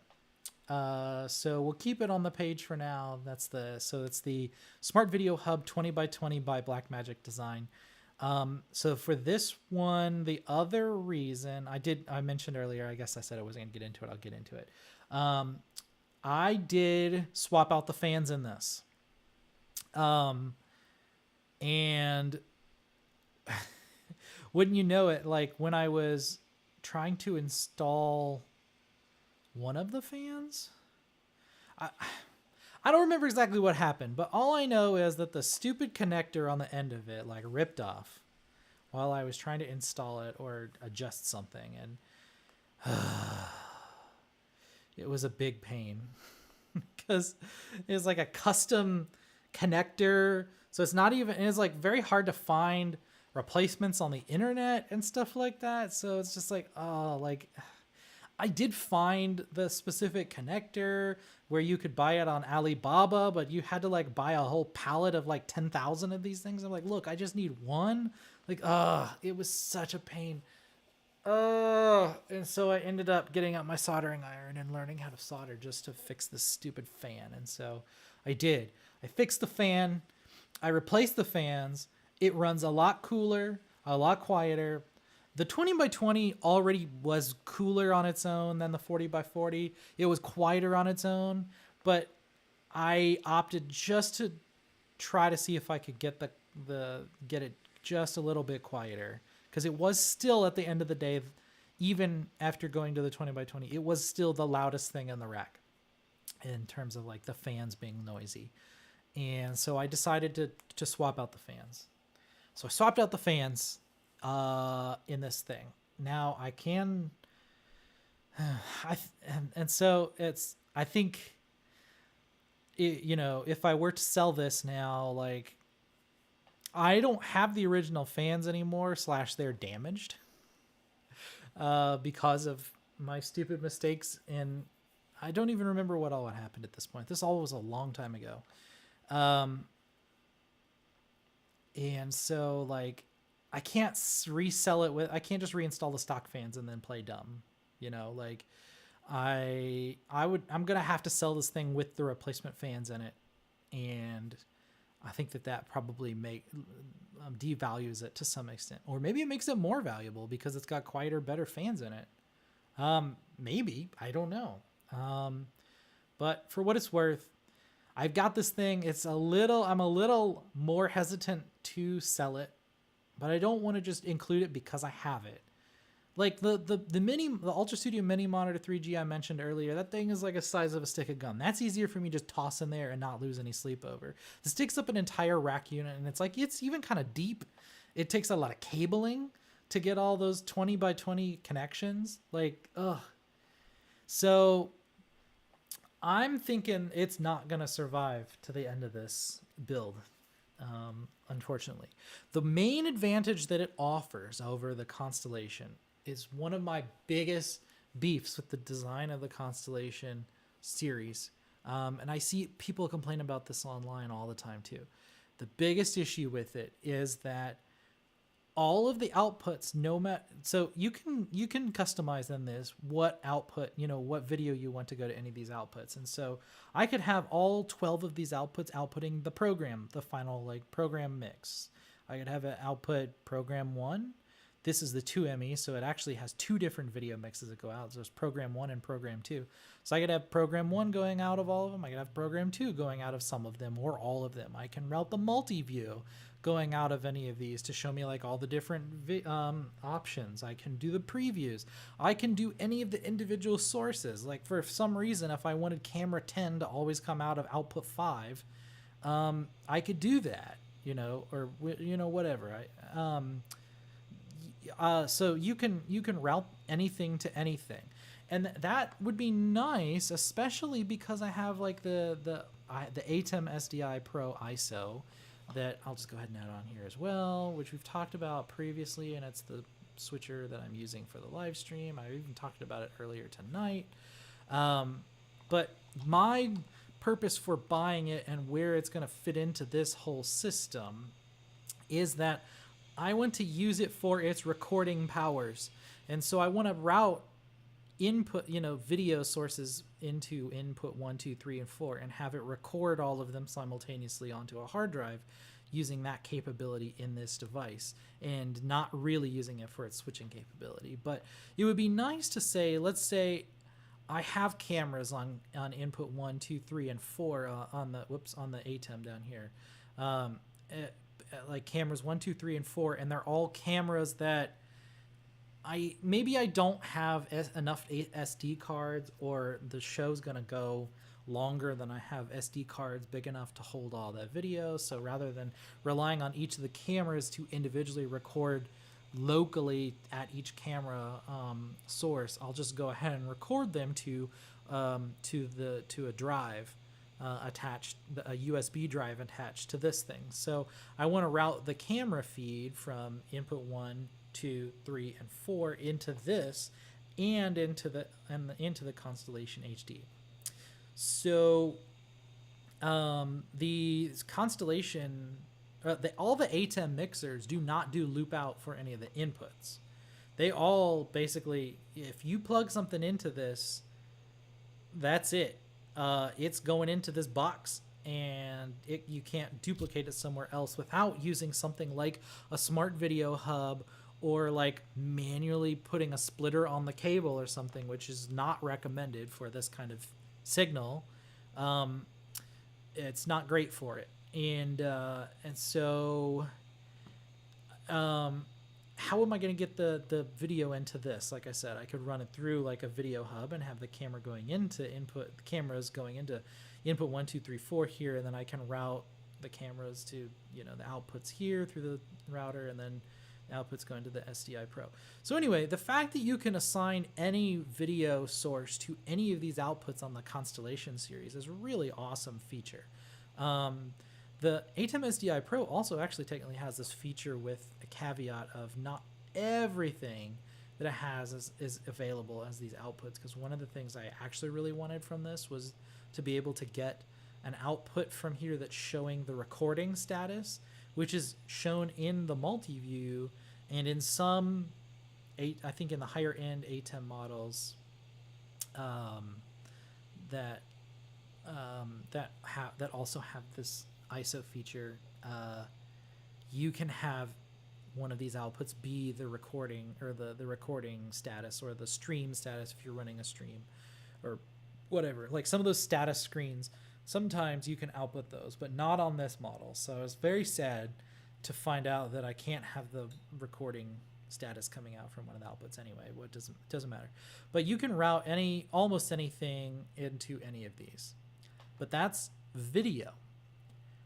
Audio on all of these outputs is your program 1 audio mix. There are no exceptions. It does not matter whatever audio comes in on input 6. If I wanted the raw video and audio from input 6 to go into output 3 for the purposes of, say, recording for posterity, I cannot do that. The audio is not preserved. If I were to assign input 6 to out 3, it tosses out the audio. It obviously makes the audio available for the audio mix for the program, so I could mix the audio from input 6 into the main program 1 audio mix, and then it will get included in that output. But there's no way to get only the audio from that source into this output.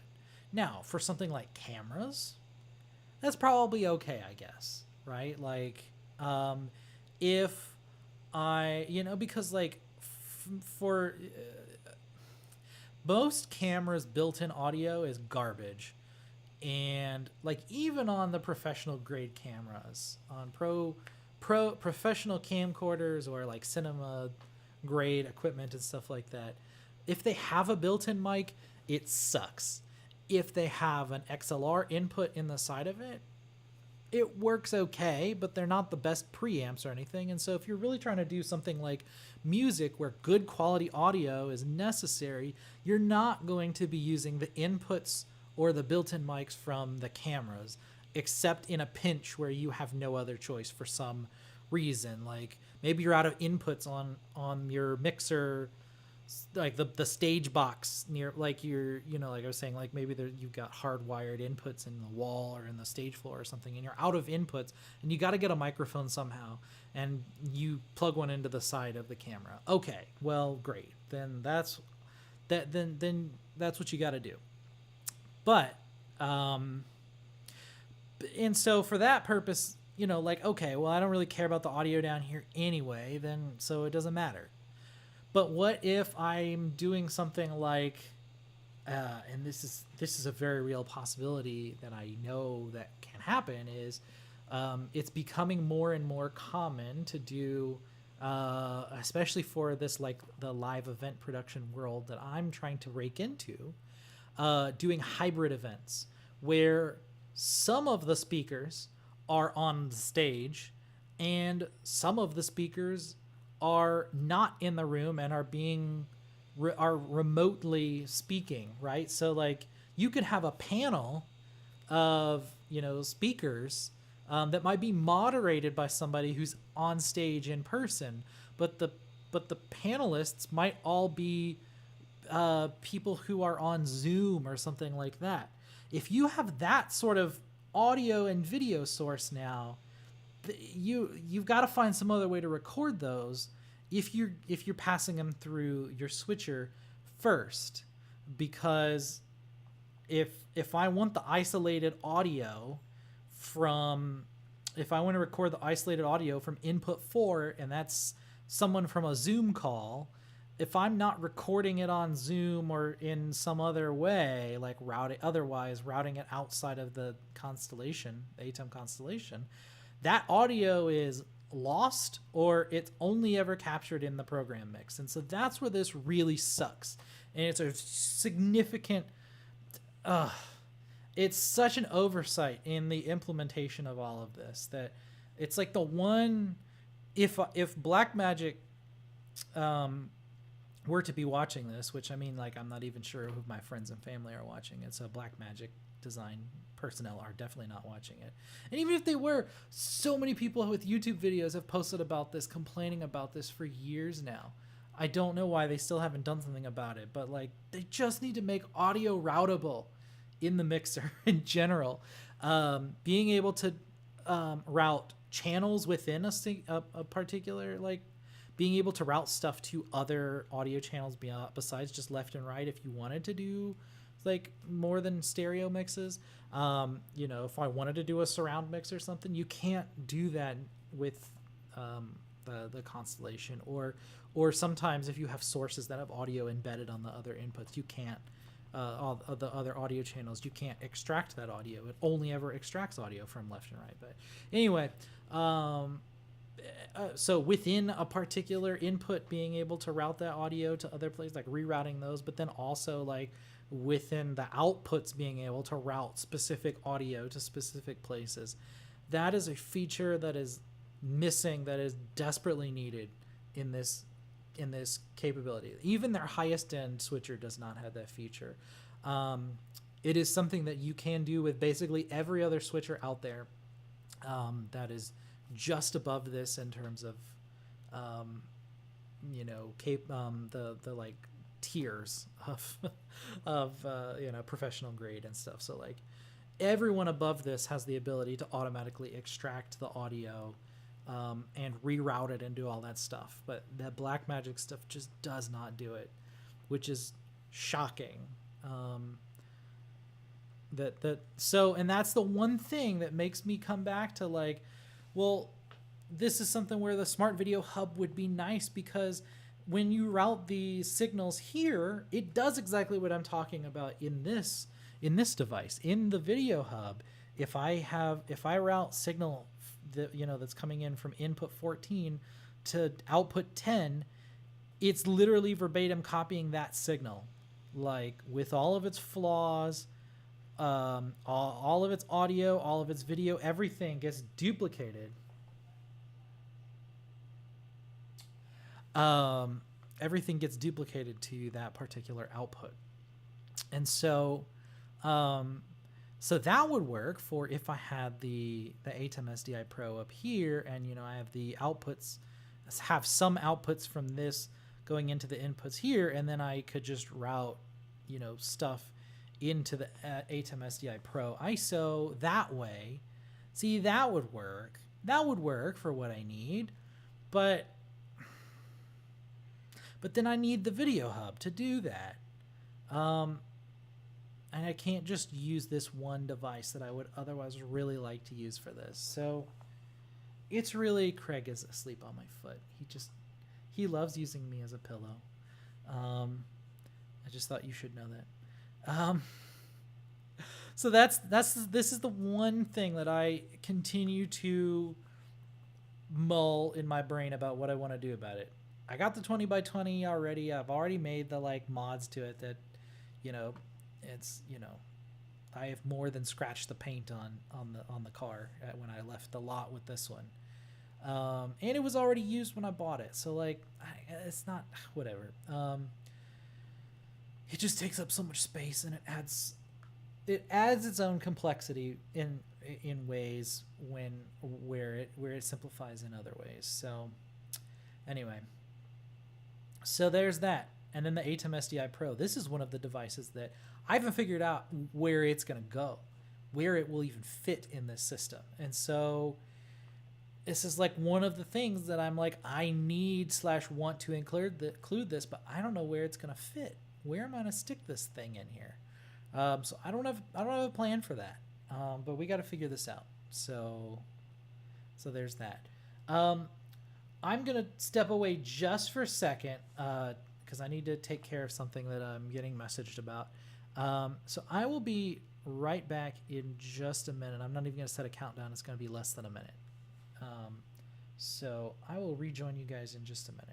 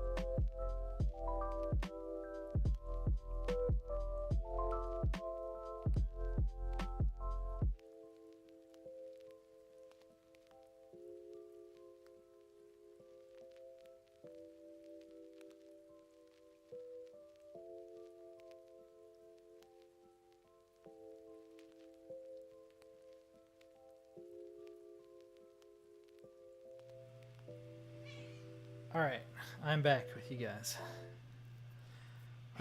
Sorry about that. Oh, Craig is also back. Hi, baby. He has opinions. He's very strong opinions, apparently. I'm not sure what about, but he has opinions, and he's here to tell us about them. But he's gonna stay. He wants to stay off camera today, I guess. He's mostly been under the table. I had to bait him to come up on the table. For some of the early streams, he was just kept jumping up here. And normally, like while I'm working, when I'm working from home, he loves to like climb up my back, the back of the chair, and climb up my back, and he'll sit on my shoulder. But I guess he's camera shy. He doesn't want to be on camera, so. I'm sitting kind of far back though from the table, which is kind of annoying, but he's like sitting in front of the chair, so I can't roll it forward. So I'll have to pull the microphone back just a little bit, I guess. And I'll have to move this to the edge of the table a little more. So anyway, all right, we're back. Where did we leave off? So ATEM SDI Pro ISO, I want to include that. I don't know where I'm going to put it, but we'll leave this on here for now. Okay, where's my cheat sheet? All right, so we've got the ATEM. Okay. Where's my, hold on. What did I do? There we go. My monitor, my IFB receiver fell out of my pocket. Okay.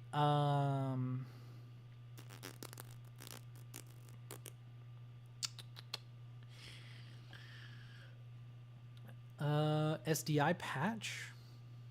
Sure, I'll go ahead and put this on here. Why the hell not? Patch. So I do have a patch panel for what it is worth for SDI signals, which I'm going to put here, I guess. We'll put it with the Smart Video Hub, kind of. So all this really is it's not a matrix. It's not a like a hub like this. It's literally just it's a bunch of like couplers. So like the idea is like on the outside, like this would be mounted on the side or the back, it'd be mounted on the back of the rack, and so this would be a place where I can plug cameras into the device and into the rack, and this would be how the video signals can get into it. And so it's just there's a bunch of inputs, and then they're hardwired to outputs on the other side of the panel, and so whatever you put into input one, that just is literally just a wire connecting it to output 2, and same all the way through this. So it's a bunch of SDI couplers mounted in a rack, but it makes it look prettier, and you don't have to get in. You don't have to get in to the rack to like rewire things and stuff, because you can connect things just on or to this patch panel, or you could use it like a patch bay, where you could make some of these the outputs from one device, and the input to other devices, and then just like you could connect short patch cable to connect between these. You could use it like that, and so maybe that is something where the Smart Video Hub comes in. So maybe I end up doing something like that, like some of the inputs from the Constellation I end up, or the inputs from the ATEM are connected up to this, and then I'll just have to hardwire out some stuff here. But where are these outputs going to come from? Because even then, like if I have a camera, I can't plug it directly into the input for the ATEM, for the SDI Pro ISO, because then that signal, it gets terminated here. It dies here. There's no way to get that signal out of this box. And same thing with this ATEM here. The signal terminates at this box here, and there's no way to get it back out, at least in pristine form. And so I don't know. Anyway, but I got this thing. It will probably be useful at some point for the reason, at a minimum, like I said, of like, even if I decide to just hardwire all these things and not use the video hub, like at some point I got to plug cameras into input 1, 2, 3, 4 or whatever. And rather than having to reach all the way in to connect those, I can just run a short little cable from the back of this into the patch panel and then have a nice, neat thing that's more easily accessible on the outside of the rack. So that's the patch panel. I've got a few different ways, a few different kinds of panels for patching things. There is the SDI patch panel. So this is literally, it's like these are all, I don't actually know how it's built. I don't think they're soldered in there, but this is 24 SDI panels specifically. Hi, Craig. You gonna come up and join us? Hi, baby. You gonna come up? No? Yes? Can't make up your mind. Okay. We'll continue. So, yeah.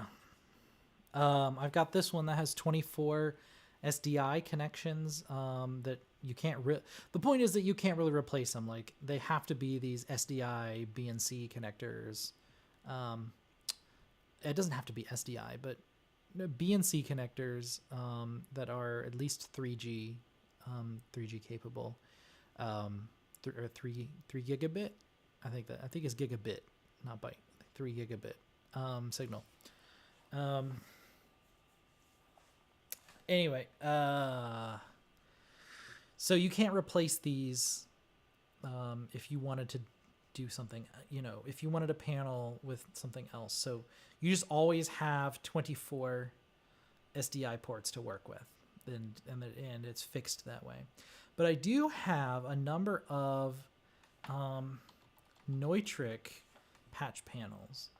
And so these guys are super cool because these come with the ones that I have 16 holes in them, and you can get different adapters that are all like a standard size called a Neutrik D panel, or a panel, Neutrik D connector or adapter, and you can make your own kind of custom input output panels by getting 16 of these different connectors in the Neutrik D format and putting them into this panel. So I could change what these are. It doesn't have to be SDI. I can have HDMI. I can have Ethernet. I have a number of different ones that I have a bunch of these that I've bought already, and I already use them for other builds and other equipment that I have. They are on the expensive side. This is where I have sunk a lot of money also in these. So this is not for the faint at heart. It's also, they're a huge pain in the butt to put together, and I hate doing it. And this is another one of these stupid, like, measure twice, cut once things where I'm like, oh, I got a plan in my brain of how I'm going to lay out these things. And then I do it, and then I'm like, oh, I don't like the way this is laid out, and now I have to change it. And it's my least favorite thing. It's the most painful part of this whole process. I swear to God. Oh, you scared me, Craig. I think he saw that I was like distraught about these stupid Neutrik panels. They're so great. They're so great once you have them assembled. But assembling them is the worst thing in the world. Because they're little tiny screws, and there's like not a lot of room to like get your finger up in there to like get the nut on the screw, and there's not really great tools for working with them. Like, even if you use like a jeweler's toolkit and stuff, like, it's just, it's such a pain. They're such a pain. I can't stand building them, but they're worth it. They're worth it. So it's worth the pain. Anyway, so I've got a number of these that I'm not currently using that I could use as part of the rack, which will allow us to customize the inputs and outputs and make this look nice and pretty, without just exposing everything to the world and like everyone seeing the rat's nest inside. I just have nice clean outputs of just in a row. If I know I need 6 inputs and maybe 4 outputs or something. Like, you don't have to use all 16 holes. If I know those are all the inputs and outputs that I need and everything else will be self-contained, like, just put those all in a row right there and make it easy for when you go get to the venue and set up. So these are awesome. I have a number of these. There's probably at least one that will be included in this in the end. Okay. While we're talking about patch panels, I'll add one more patch panel, which is the keystone panel. So these are, if you have ever seen, like inside of like telephone equipment, or inside of a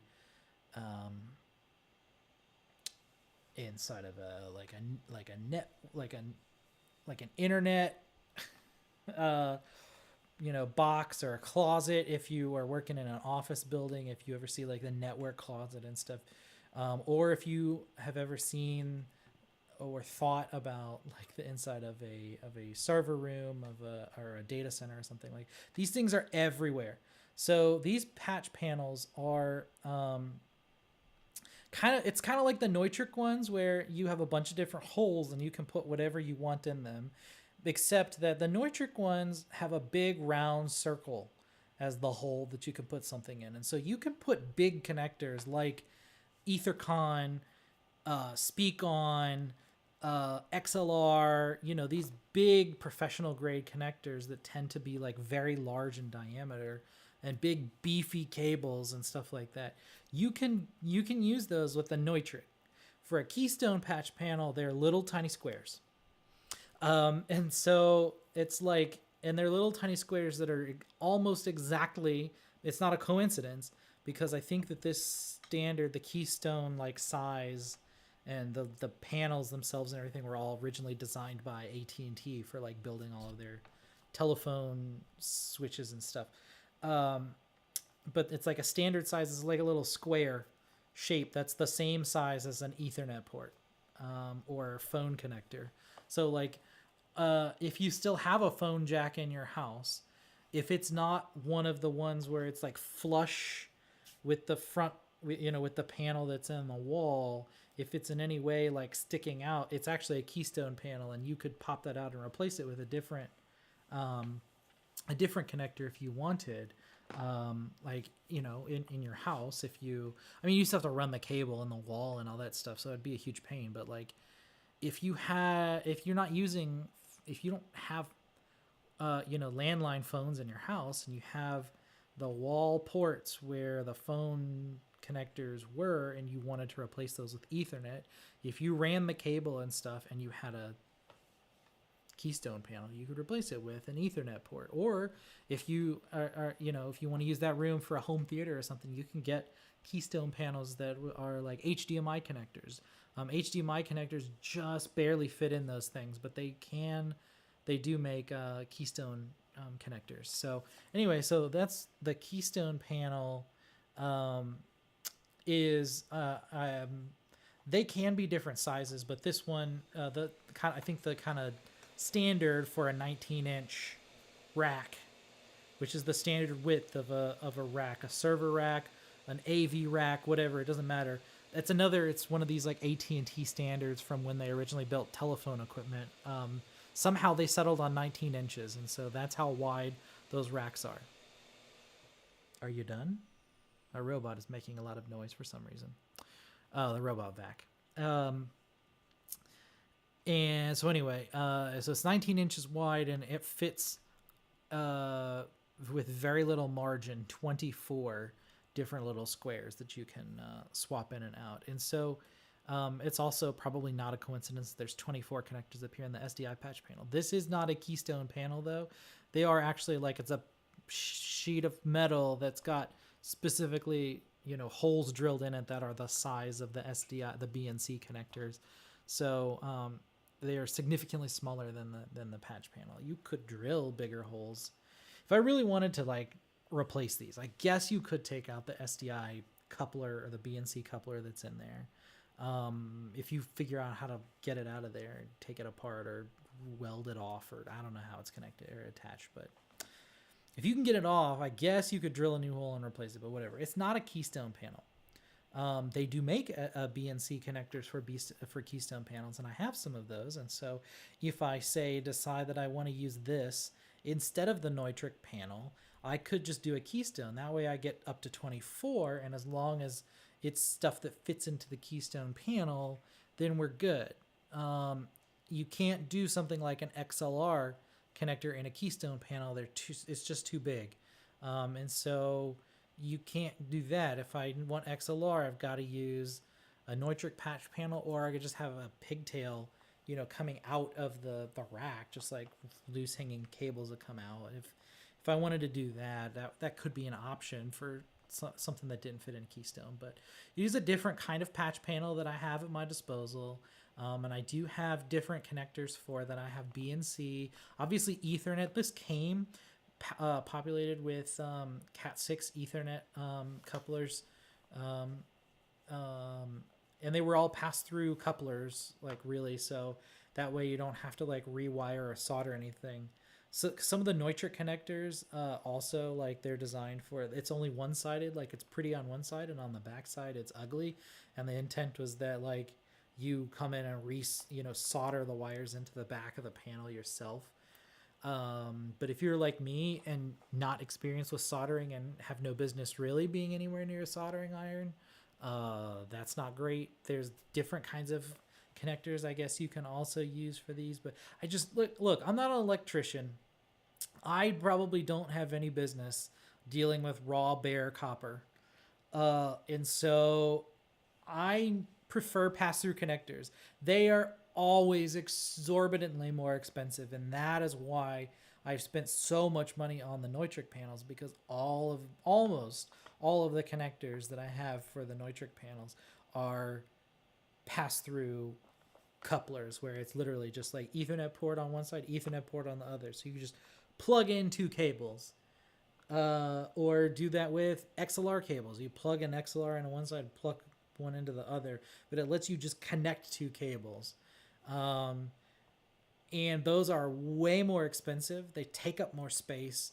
There's a number of downsides to having them, but man, for something where you're rapid prototyping and want things to be very modular and interchangeable, especially as many times as I've ended up redesigning and changing out things in all these panels, it's real convenient to just have couplers for these. So I do have a handful of Neutrik ports that are not, and they are things where you have to like strip the wire and connect stuff, and I definitely don't have any of the solder ones, but I have a few that are like you bare wire, put it into a terminal and tighten the screw and stuff. Like, I have some of those.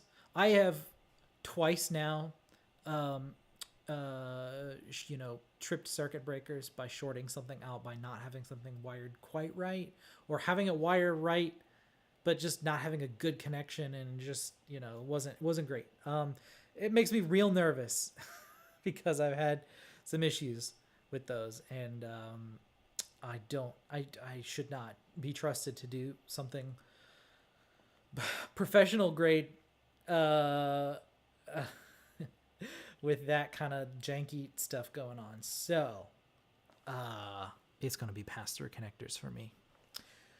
And so I've got same thing for Keystone. All the Keystone adapters that I have are all pass-through connectors.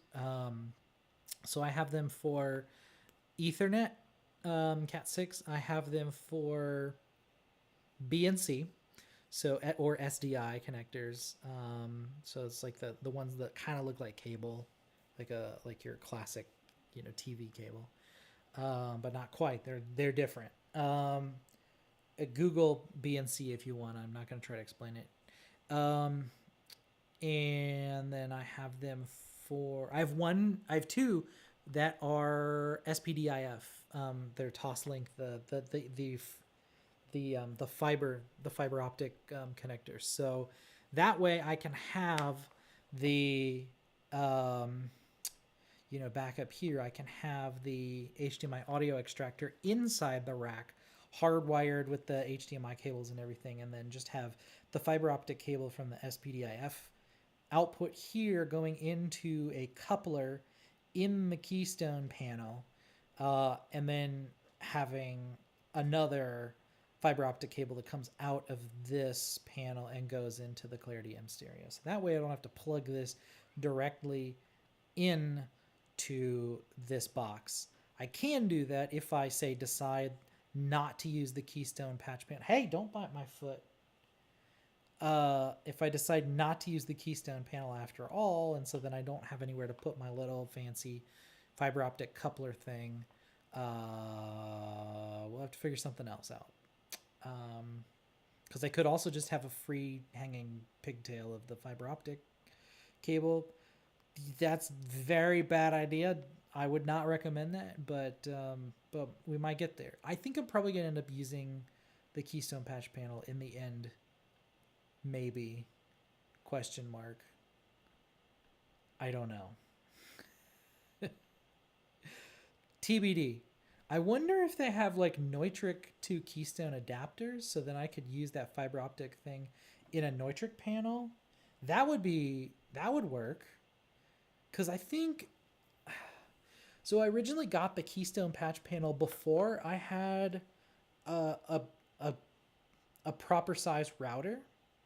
And so I had like all of the Ethernet cables for all of this equipment. I didn't have the router in the rack. I actually had a separate router in either another rack or just like as a standalone box was part of my original design. And so that's why I had the patch panel, because I had like 20 Ethernet cables coming out of this thing. And then that's one of the things that I was like, well, this is stupid. The whole point of having the rack was to have all this stuff pre-wired. And like, if I have to every time reconnect all these Ethernet cables, then what's the freaking point? So I was like, well, what else can I use the Keystone panel for? And so then that's when I was like, oh, well, I can use it for BNC stuff, and I could use it for the fiber optic. I got the idea for the fiber optic thing because before that, I just was using an HDMI out and then had the HDMI audio extractor outside. And then that was all set up as separate peripherals external to the rack. But now I actually have a proper Ethernet switch. Maybe I'll go ahead and add that now. And this is magical. Is it Netgear? I think it's, yes. Okay. So I have, and this I got like half off on eBay or something like that, which is an amazing deal for what it was. And it wasn't for parts, and I have tested it. It does appear to work okay. So it is used, and was pulled from a working environment in excellent condition. The only thing it was missing was the rack ears itself to mount on the rack. But this is an AV line. It's made by Netgear. It's a Netgear router. It's called the AV line M4250. And then it's got a bunch of letters and numbers after it. But it's essentially got, it's a 24 port managed switch. So it's not a router. So networking, people often talk about, like, oh, well, my Wi-Fi router and all this sort of stuff. So all of these terms in networking actually have very specific meanings that I don't think a lot of people necessarily know or appreciate. So the router is the thing that allows a signal to leave a network and go. It's a thing that goes between networks. I'm messing this all up, I'm sure, because then someone will be like, well, isn't that what a gateway is? Look, I'm not a networking expert. A networking person, if you're a networking expert and you're watching this, let's talk, because I have networking questions, and I'm not a networking expert. I rely on what I find on the internet to understand this stuff, and it's a miracle I've gotten to as sophisticated of a setup as I have up to this point for what I don't know about networking. But anyway, the router part of the router is what is like the thing that that allows a connection from outside. It routes a signal from the outside world into your network. So like if you have your home network with your Wi-Fi with 20 different devices on it, and one device on there pings Google and says like, go do this search. Well, so Google will get the results and send it back to your house, But how does it know which computer of the 20 computers on your Wi-Fi network in your house is the one that asked for Google? So that's kind of where the router comes in. And that's much, it's the part that like it routes the signal from the outside world into the network, but then how it further like gets downstream to you at the end is a different process. Anyway, whatever. So that's what a router is. So if you are just talking about something that allows things that are on the same network to talk to each other, that is a switch. That is what that is called. That is a switch. And so it's similar again, kind of to like the video hub. Sometimes these are called like matrices. But in networking terms, they always call these switches. So a network switch, this doesn't allow access to the internet per se. This is not designed for sending signals to the outside world. It's for connecting a bunch of devices to each other to allow them to talk to each other. Now, one of the devices connected to this could be a router. Like one of these could be the path that you take to get to the internet. But that is not the main purpose of this. It's really for having 24 different network devices, Ethernet devices, talking to each other.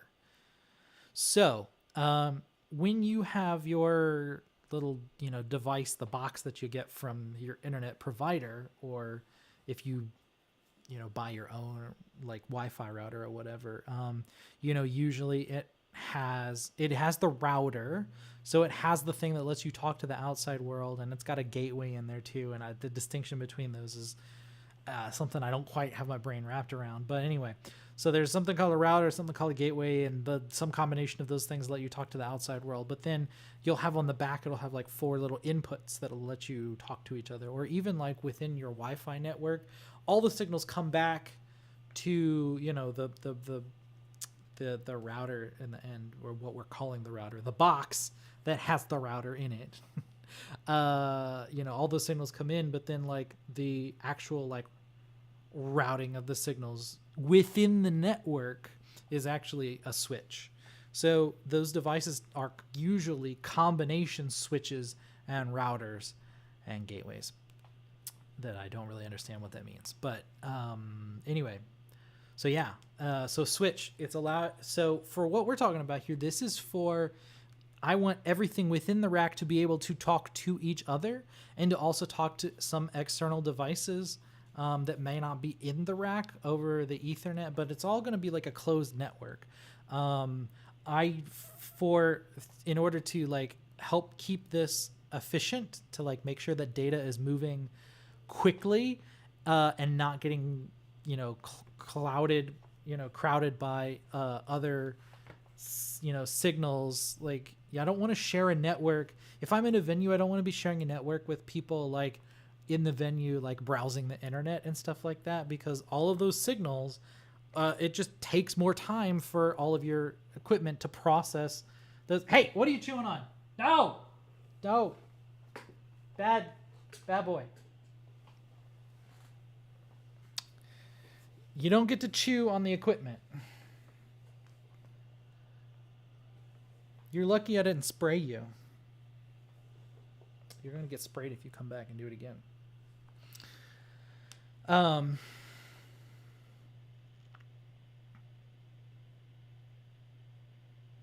Anyway, I want to have an isolated network where it's just all of my equipment talking to each other, and maybe have one connection to the outside world that will so that I can access some internet and stuff from like my laptop or whatever. But largely, like, all of the video data is all going to stay just in the video network, and the audio data will all just stay in an audio network, but they won't talk to each other necessarily, and they'll be isolated from the internet and all this sort of stuff. So I wanted to have a switch that's able to have all these devices talking to each other. I originally had, I did get a switch that was a 16-port switch to do this, and I quickly exceeded all 16 of those ports. And I happen to have just like a 4-port switch that I bought when I was like in college or something for connecting up some of the devices in my dorm room.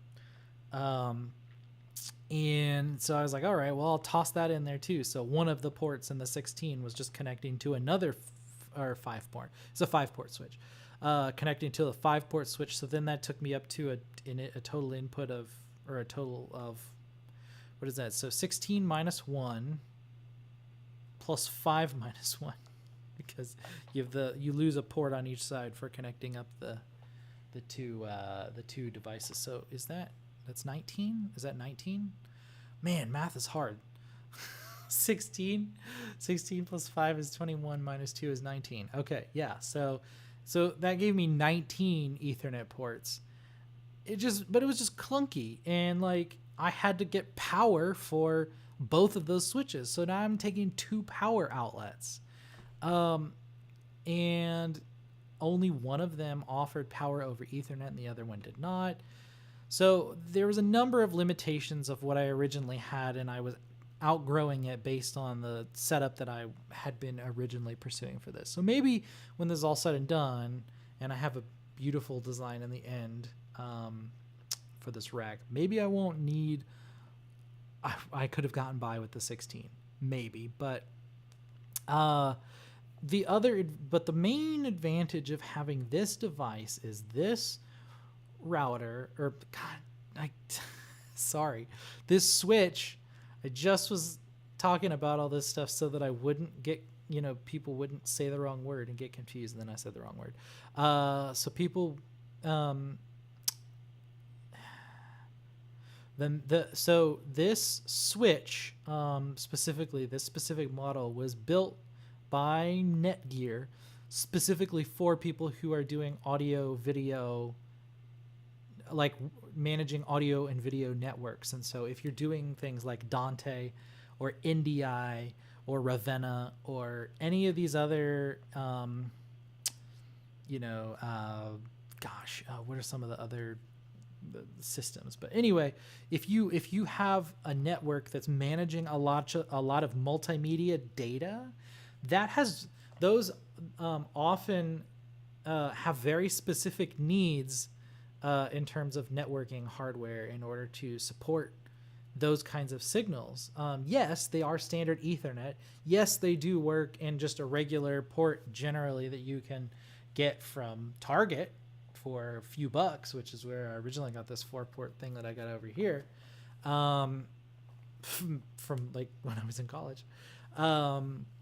Yes, those things do work in those environments, but remember I was talking about sync between these devices is of the utmost importance, and so data has to get to its destination on time. And I have had issues with this before because I have an audio mixer that I use for I do audio engineering for a band here in Houston, as another kind of thing on the side related to my business, and I have a mixer that uses Dante, which is an audio protocol. It's a way to send audio over Ethernet essentially, and so I have a mixer that supports this kind of connection, this Dante, and then I have a separate box that will allow you to. So the idea is like I can have a few different peripherals on a small little network that, like, yeah, most of the microphones and the guitars and amps and things from the band are going to get plugged straight into the mixer, but there's a handful of other things that either aren't nearby, and I wanted to easily get that in there without having to run long XLR cables and stuff all the way across the stage, or like I wanted to play Spotify on my laptop as kind of like the filler music between sets from the band and stuff like that. And so being able to play that audio on Dante and like route it into the mixer is convenient. And so I had a previous gig where I was not using it for any of the live audio playing out, but I was recording some of the audio from the mixer that I was outputting as Dante and then recording it onto my laptop on the other side of the venue. And the recordings did not work. they were very spotty, and the signal kept dropping out and stuff. And I was like, what the heck? Like, it's all hard lined in, like and it was on a small isolated network where it only had 3 devices on the network. Why isn't the signal getting from one device into the other? And it turned out that it was, I was using an off the shelf switch that, it was like one of these things, like it was a cheap thing that I got from Target or something. And yes, it did transmit some of the data, but it didn't do it reliably, because you often have to configure these things with very specific settings, and consumer grade stuff does not usually let you control the settings, or set the settings and stuff the way that it needs to be, at least easily. And so you really have to get into higher grade networking equipment to be able to set that stuff. But anyway, the advantage of this box from Netgear is that they built it with audio video networking in mind, and so it's like pre-configured for a lot of those settings for common protocols like Dante and NDI and stuff like that. So it's designed for large networks of those sorts of sources. And so part of my video rack is I want to do all my audio with Dante. And so getting Dante sources in and out, I've got a number of different sources that are all going to input and output Dante, and it's all going to be Ethernet, and they've all got to go somewhere. And so going to a dedicated switch for that is useful. The other nice thing about this is every single port on this supports Power over Ethernet, or PoE. And so this is where you can sometimes have, like your laptop's not going to do it, but you can have sometimes like standalone devices that can also get their power from the Ethernet cable, but you have to have a very specific kind of router that does that. And sometimes, Craig, sometimes when you have switches that support Power over Ethernet, it won't be every port. It'll only be like the first 8, like my 16 port switch that I had before.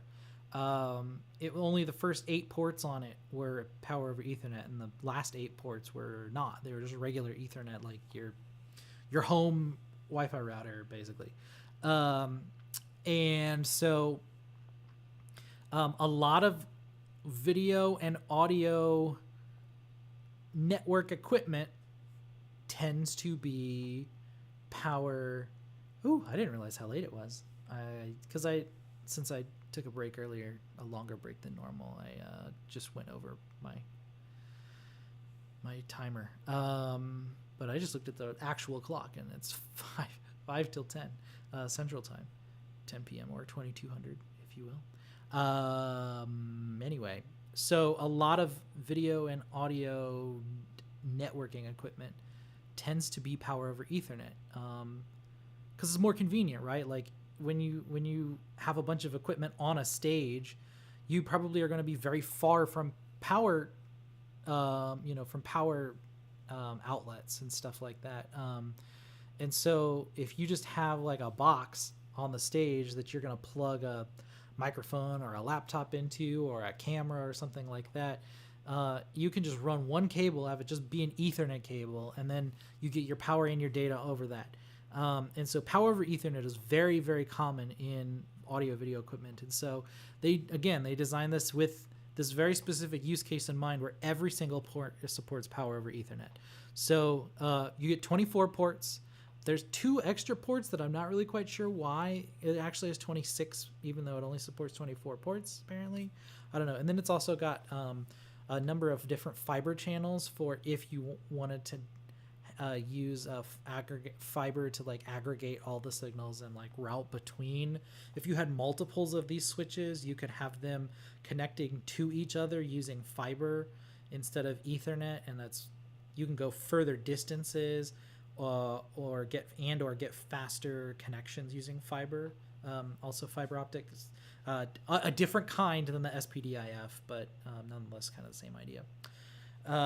So it's got all of this stuff that's really, really cool and designed for this. These are not cheap. Even when I got my good deal, it was still a lot of money. But I think that this is going to be worth it, because so much of my design here, in order to simplify things and have to do less connecting of physical devices and stuff, I wanted to have a lot of this be virtual devices, or simple one plug connections with like Ethernet and stuff like that. And so I've really kind of designed my whole thing around using Dante and NDI for video. NDI is a different protocol for doing video over a network. I have a number of different ideas for doing that. I'm not going all NDI though, because that's insanity, and people who do that I think are crazy. But that's kind of where the future of broadcast is going, where everything is like in the cloud and all of your video is over the network using NDI. But like there are downsides to using NDI and stuff. But if I have just like some video outputs that I want to get out from a laptop, or like the Zoom call thing that I was talking about, like if I can take a Zoom call and put it into an NDI signal and then send it out over my local network, that's so much easier than having to like get a box and connect it to a laptop and then connect that into the switcher and all this sort of stuff. Especially if I'll get into it another time because I'm running out of time here. I have a box that will do outputs from NDI. And so I want to be able to like virtually route some of this stuff, kind of the same idea as the actual, the video hub, but like for other sources like audio and video, other than what the video hub does. And being able to do that requires networking. It requires having a beefy switch like this. Like I said, I had another switch, but this one is going to be better, and it's designed specifically for this. So that's really the way to go. Anyway, so that's the switch that I got. That's the switch that I want to use in this, and that was not part of my original design. It was kind of a last minute thing that I just happened to have the opportunity to get, and I decided to take that opportunity. So I have it now, and we got to figure out how it fits into everything, because it wasn't part of my original design, but it's here now. So that's where I was going with this. Was I originally got the Keystone panel because I thought I was going to have a lot of Ethernet going in and out of my rack. But now that I have this switch, I might just have most of the devices plugged straight into the switch, and then I really only need one Ethernet port coming out of it, and or a fiber connection coming out that, to connect to other devices, like the outside world internet to a router and stuff like that. So I might not need all of these panels from the Keystone anymore. So that's where I'm like questioning, do I need the Keystone panel anymore? But anyway, I think that's going to do it for tonight, especially since it's after 10. So I'm running behind schedule. But we've made a lot of progress here, and this is really getting into the meat of what I've wanted to talk about for weeks now. And I'm glad that we've finally been able to take the time to do that. So I appreciate anyone who joined me and or is still sticking it out if you're here for all of this. I think there's some really interesting nuggets about the setup that I have in mind for this. And so but there's way more to it than just what we've talked about today. We're only part of the way through my notes, and I've got a lot of, and then we got to figure out how we're going to connect it all and how is it all physically going to fit together. So that's what we'll be talking about in the weeks going forward. I'm going to finish going through my shopping list. We'll figure out how these things connect together. How is it all going to fit? And then see if it's all going to fit, and then how it will all fit before we start into the building. So that's the next few weeks coming up. So I will catch everyone again next Monday. I'm good. Well, I just realized that I forgot to change my ending credits, which are going to say streams on Thursdays. So just ignore that for now.